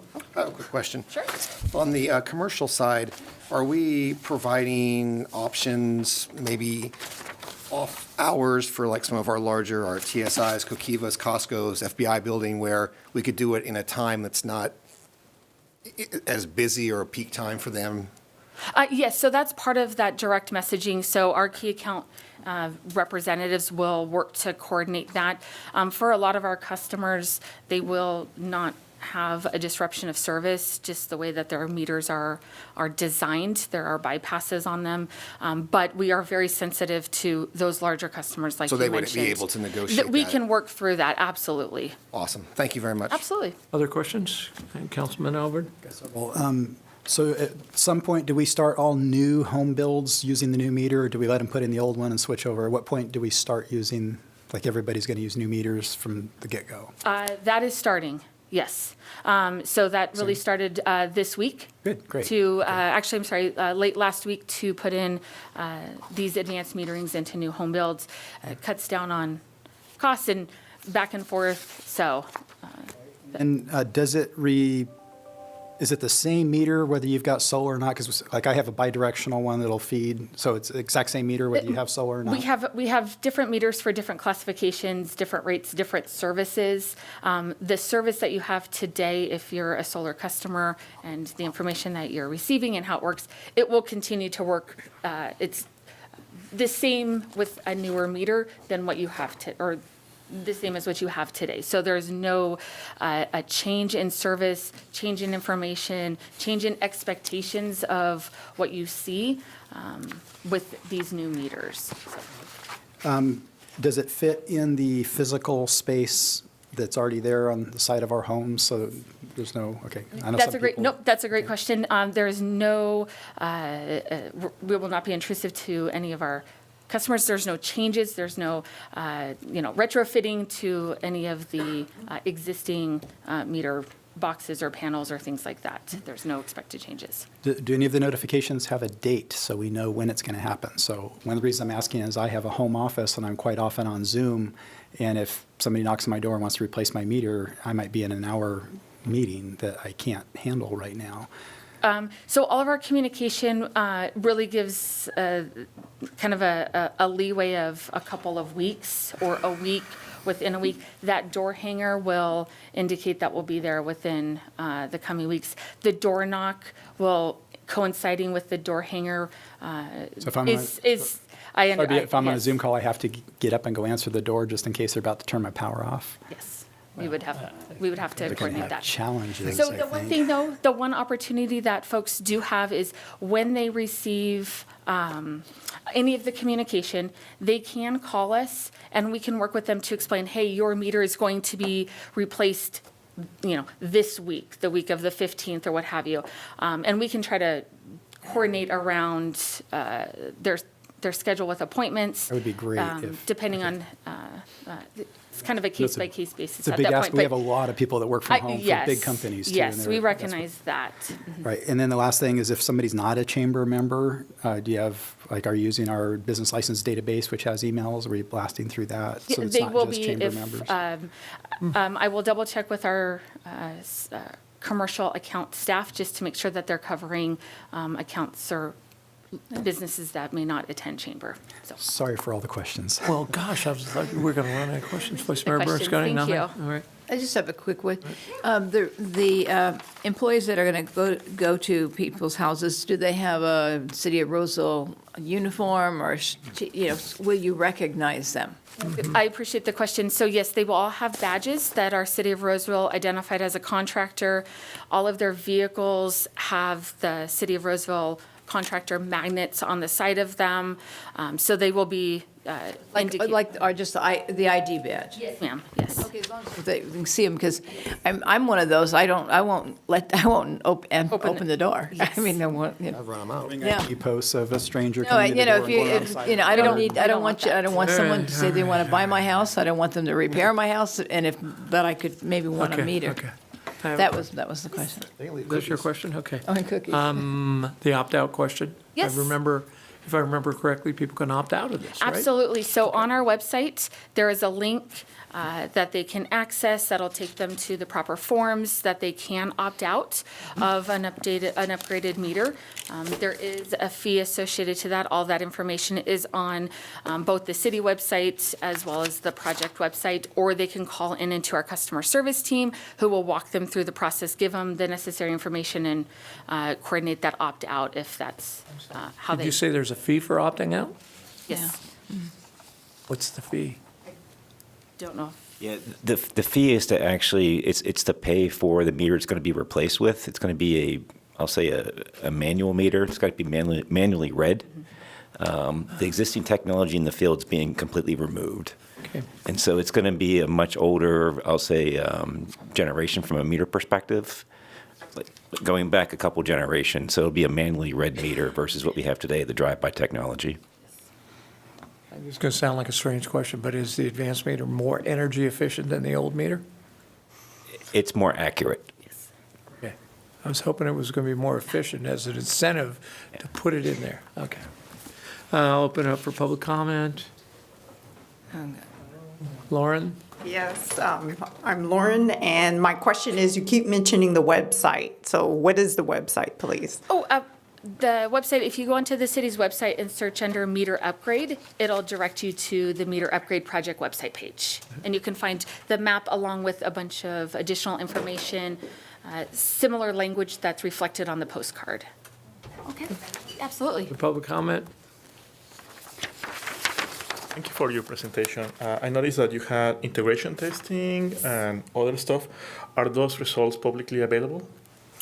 They are not. They were internal testing activities that really system integration activities that we perform to make sure that our data is flowing through all of our necessary internal applications so that we can support both the meter in the ground as well as the billing that comes out of it and any customer engagement related to those activities. And about intentional tampering and EMI interference, some quality assurance or anything that can be available upon request? Yeah, so the meters themselves do have programs in there that will monitor and notify the utility if they indicate a meter is being tampered with. So that is a great tool that we do not have visibility into today that will only help us improve our infrastructure and maintain that. But that information will be provided to the utilities to address and resolve at that location. All right. Councilmember Albert touched a very good point. A lot of people work from home, and do individuals have the capability to ask for specific schedule updates? Because a 2-week window, it's too big, and Over here. a 2-week window is too big. Just knocking on the door, it's not good enough. Some people do have a lot of equipment that needs to be powered off, and it takes a few minutes. I thought I heard a lot of flexibility in the initial contact and then arranging a convenient time and a window. And so that Councilman Albert's not on a Zoom meeting. Did I understand that? I mean, that's, I don't mean to make light of it, but I thought I heard some flexibility in that there's an initial outreach, scheduling of a convenient time, right? And yeah, absolutely. And the one thing we did find in our first phase is there were a couple of customers that had extenuating circumstances, large technology, things like that. They immediately upon receiving the postcard and the door hanger, they picked up the phone and called to coordinate. They also saw us out in the field and reached out to any of our installers, which is why we're going to pass that information along. So we noticed that immediately that they were aware and much more proactive to make sure that they had Allow me that to, we could schedule that rephrase. flexibility. Is the same flexibility for commercial available for individual residents? Yes. Okay. Yes. Thank you.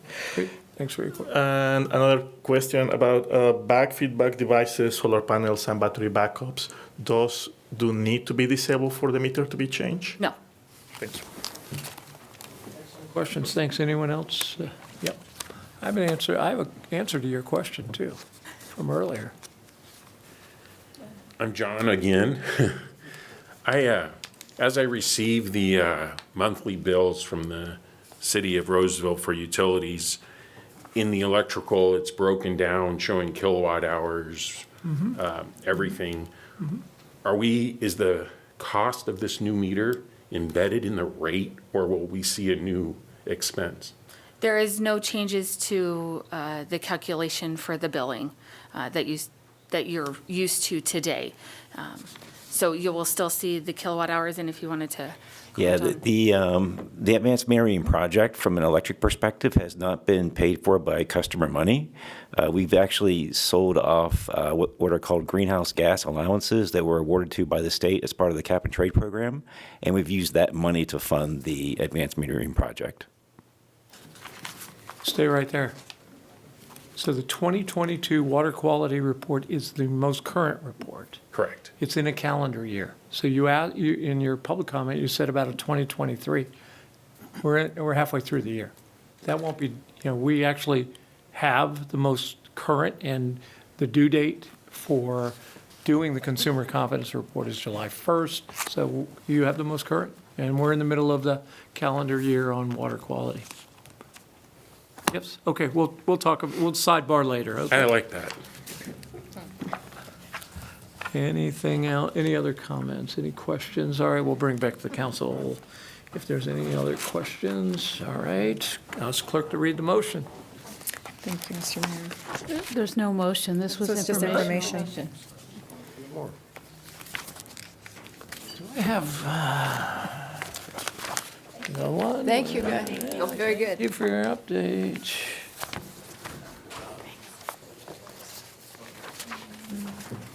Am I on the wrong one? All right. We are at the last item of the evening, item 12.1, and I'm not even going to read the title. Good evening again, Mayor and council members. Dennis Kaufman, Assistant City Manager and CFO.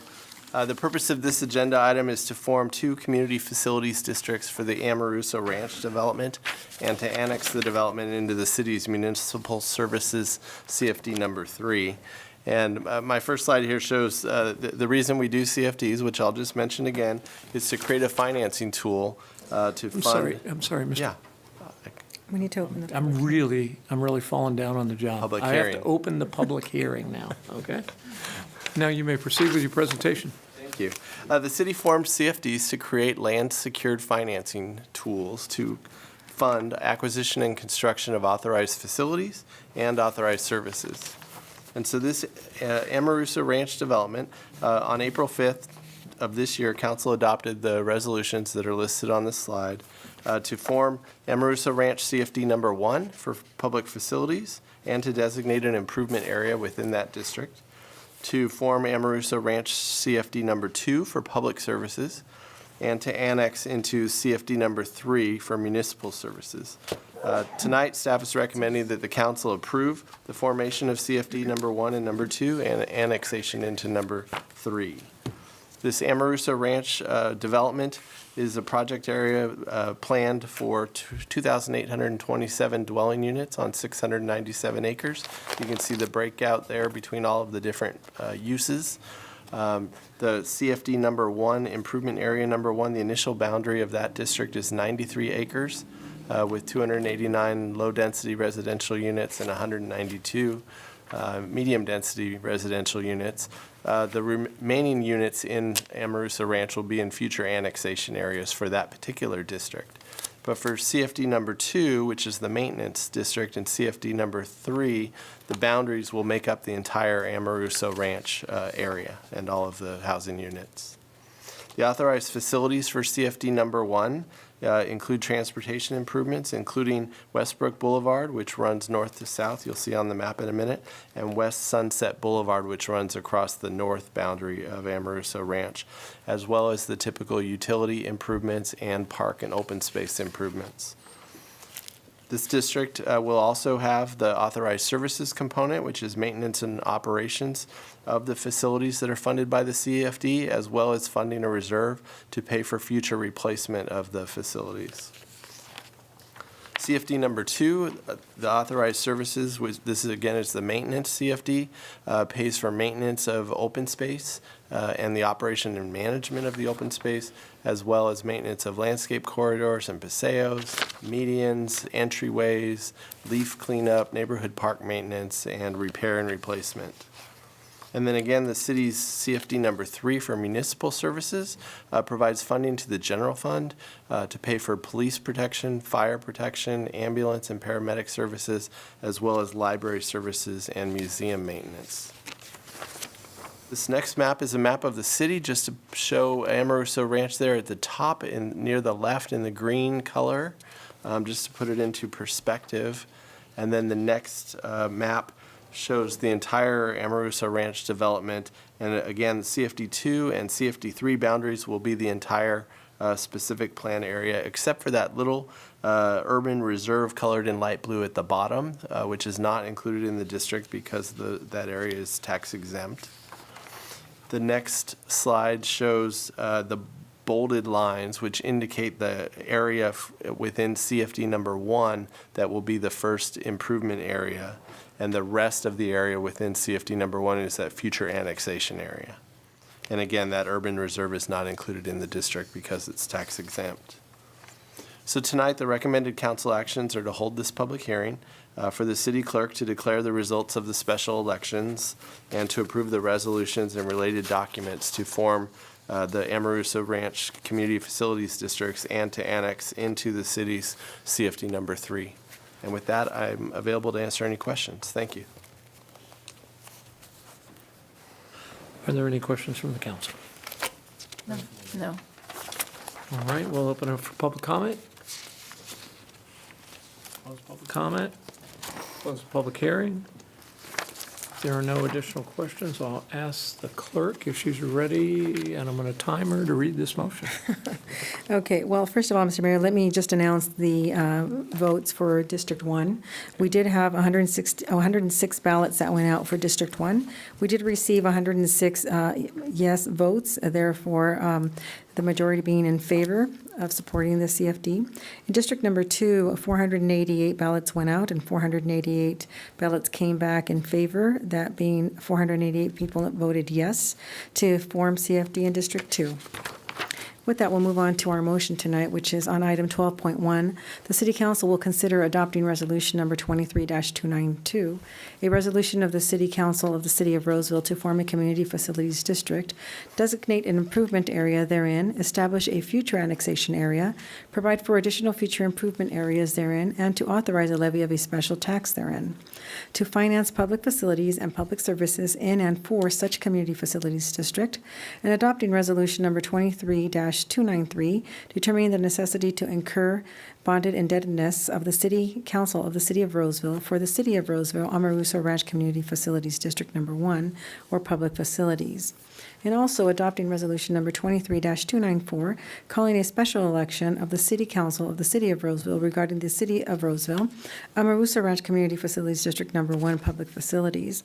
And adopting Resolution Number 23-295, declaring results of the special election and directing recording of notice of special tax lien regarding City of Roseville, Amaruso Ranch Community Facilities District Number 1, public facilities.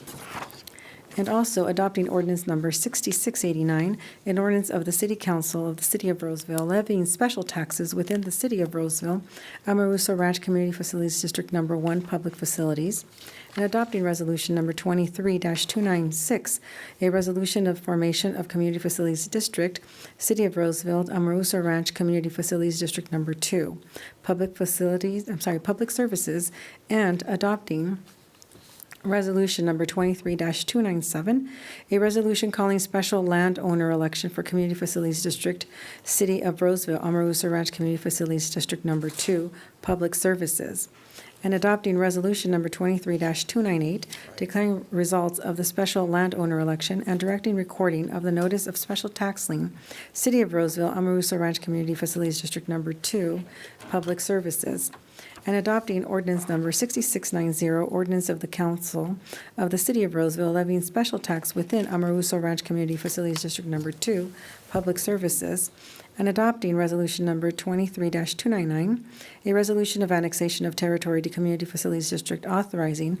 the levy of a special tax and submitting levy of tax to qualified electors, City of Roseville, Community Facilities District Number 3, Municipal Services Annexation Number 28, Amaruso Ranch, and adopting resolution number 23-300, declaring results of the special annexation election, determining validity for prior proceedings, and directing recording of amended notice of special tax lien, City of Roseville, Community Facilities District Number 3, Municipal Services Annexation Number 28, Amaruso Ranch. And with all that, Mr. Mayor, may I please have a motion to approve? First of all, nicely done. Wait, oh, we have. Just, maybe I'm tired, but I thought she only read 2 ballots. I did, and actually on ballot number 3, District Number 3, we had a total of 488, if I'm not mistaken. 488 votes in favor and 488 ballots that were distributed. Is that correct? Is that correct, or was that? Read 3 ballots now? What I recall from our conversation earlier was because it's an annexation and not a formation of a new district, that there didn't need to be an election. Okay. Correct, for only annexations. That's correct. That was why there were only 2 elections, Okay. but 3 items We did, but that number is correct in terms of how many ballots would have been given out for that. for the second Correct. district. All right. Thanks for catching that. Thanks for making sure we got that. We wouldn't want to we'd want her to read it again. Second. There's a motion and a Thank second. you. Thank you. We have a motion on the floor with a second. We'll start our roll call with Vice Mayor Bernasconi. Yes. Councilmember Albert. Yes. Councilmember Mendoza. Yes. Councilmember Rakucci. Yes. And Mayor Heldashell. Yes. Thank you. All right. Thank you, Mr. Kaufman.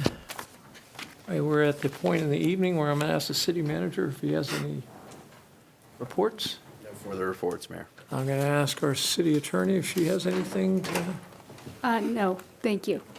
okay. And so I'll ask my colleagues if they have anything to report on, starting with Councilwoman. And you got to do second public comment period. Oh, thanks, it's right there, in big bold, yes. This is the point in the evening in which we take the second round of comments on non-agenda items. So thank you, Michelle, for. Thank you for, yeah, okay.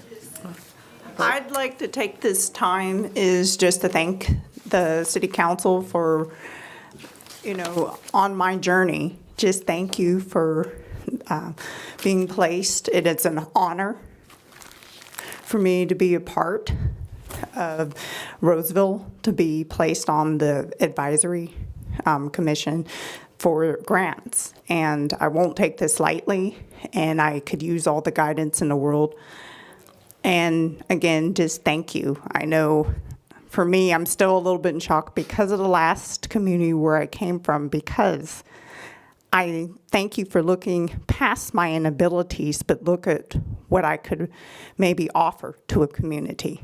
So thank you for doing that and seeing me not only as a person, but somebody who's willing to do the hard work and talk to people and learn from you. So thank you. Congratulations. Congratulations. Any other public comment? All right, we'll bring it back. Reports from council members, starting with Councilwoman Rakucci.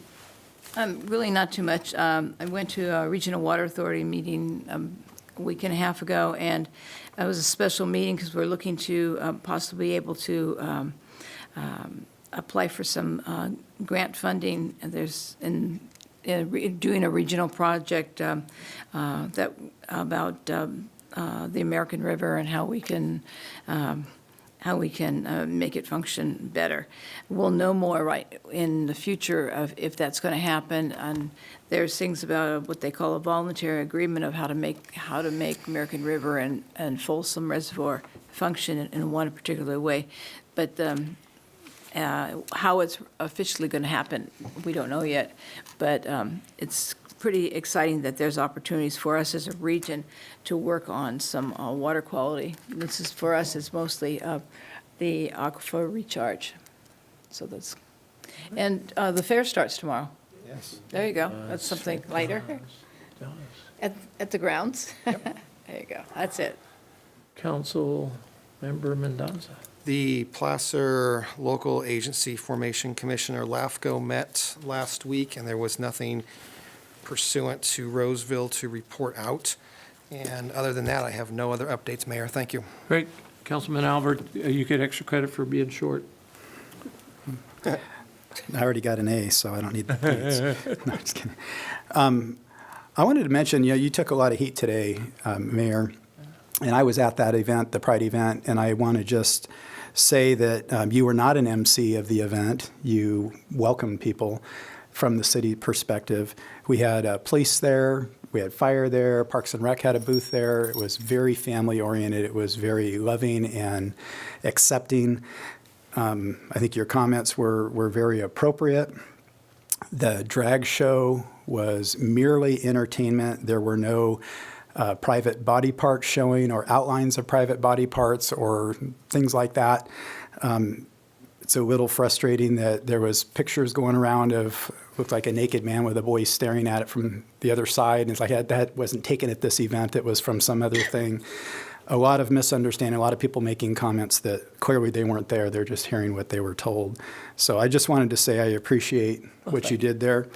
I had a mom come up to me, and every year I've gone to this, very similar. Mom came up and just profusely thanked me for being there with you and talking about their child and how they're bullied in school and how this is such an important event for that child to feel like they're accepted. We have a really high suicide rate for LGBTQ community members, and the kind of comments that were made tonight doesn't help that situation. But this event was very loving, I thought, and was very appropriate. So I just wanted to say I was there, and you did not do anything inappropriate at all, nor was the event inappropriate. That's all. Right. Vice Mayor Bernasconi. Okay, just a few quick things to share with you. As you know, for my colleagues, but I didn't share this with the community, one of my board duties is sitting on the board of the Greater Sacramento Economic Council. And you all know that I was at the retreat and board meeting at the 2 weeks ago, and I shared some of the notes and high-level discussion points with all of you. It's a group that works closely with our economic development department to help recruit and work with site selectors for businesses and corporations that we want to have here, most recently evidenced by the work that the City of Roseville collaborated with GSEC on with the Bosch deal. So was there for a couple days. Last week was also the Roseville Area Chamber PAC held their annual fundraiser, which a number of us attended. That next year is an election year locally, and they seek out to try to find pro-business candidates. Last week, I also attended the Call of Duty Award or dinner, and I was nominated for an award, as was our Deputy City Manager, Megan Scheid. It was an event for women veterans, and the headline really was about honoring our Sergeant Nicole G. from the Marine Corps, who passed away almost 2 years ago now. And we are working on being able to formally open Nicole G. Drive, which our council renamed that road. So that will be sometime in August. Probably it will coincide around the time of her death, and I would imagine there will be a lot of family and the Marine Corps there, and hopefully our mayor will say a few words at that event. So we'll keep an eye out for that. Tracy and I will be back tomorrow morning at Why less don't you than. stay over? Yeah, I know. For our law and regulation meeting, and then I know a number of us will We'll get some of attend those people back here. our Roseville Police Award ceremony tomorrow afternoon. And then lastly, in fact, I was asked this today, what does the mayor do? What does the vice mayor do? And one of the most important things we do is pass a balanced budget, and I think that we did that tonight. Things that we can be really proud of, new positions that are coming into our city, 9 of which will be new firefighters for our new police station. So I'm really proud of the work that we do. I think it symbolizes priorities that we have as a council and meeting all the goals of what we've talked about tonight. Yeah, thanks for Vice Mayor No Bernasconi. meeting in July, so we'll be back. July 19th. Oh, one meeting in July. Okay, no law and regulation in July. Okay, that's all for tonight. Great, thank you, Councilman Albert, for your comments. Every year we put together a strategic plan, which is our mission statement, our vision, and our values. And when we go to various events, we stress that. We don't stress the organization's vision and values, we stress ours. So one of the most important things began last Friday when SACOG had the launch of the blueprint. It is going to be it's going to be an all-hands-on-deck process, because it's about shaping land use and housing and modes of transportation. So more on that as it comes down the road. Speaking of transportation, I'm the vice chair of the Capitol Quarter Joint Powers Authority. Our meeting was in Oakland today at BART, so I drove to Oakland, drove back. But later this month, the California Transportation Commission staff has recommended $25 million for the third track, so that's great news. And it's almost completely funded. We're just waiting for phase 2. We're just waiting for the federal government to come through on that. So that'll provide those, who are used to using commuter rail, more trips out of Roseville to Sacramento and down into the Bay Area. Thanks for reminding me, Vice Mayor, that I have a speaking obligation tomorrow. I better go home and prep for it at the honors. Oh, great. Yeah, Okay. yeah. No So problem. thanks. Yeah. I want to thank my colleagues. It's always good to get public input and have an opportunity. And in fact, it's what I said at the Pakistani American cultural celebration, what I said at the Hindu. When you sit with individuals and you talk, you understand more and more, and you find the areas that you share in common with them, and you grow as a community. So thank you for, I blew this. I said we'd be out by 8:15, so I owe some money at home. But anyway, thank you all for a great meeting tonight. And with that, we'll be adjourned till the July 19th meeting. Yeah, happy 4th. See some of you on the floor, on the fire. That's right.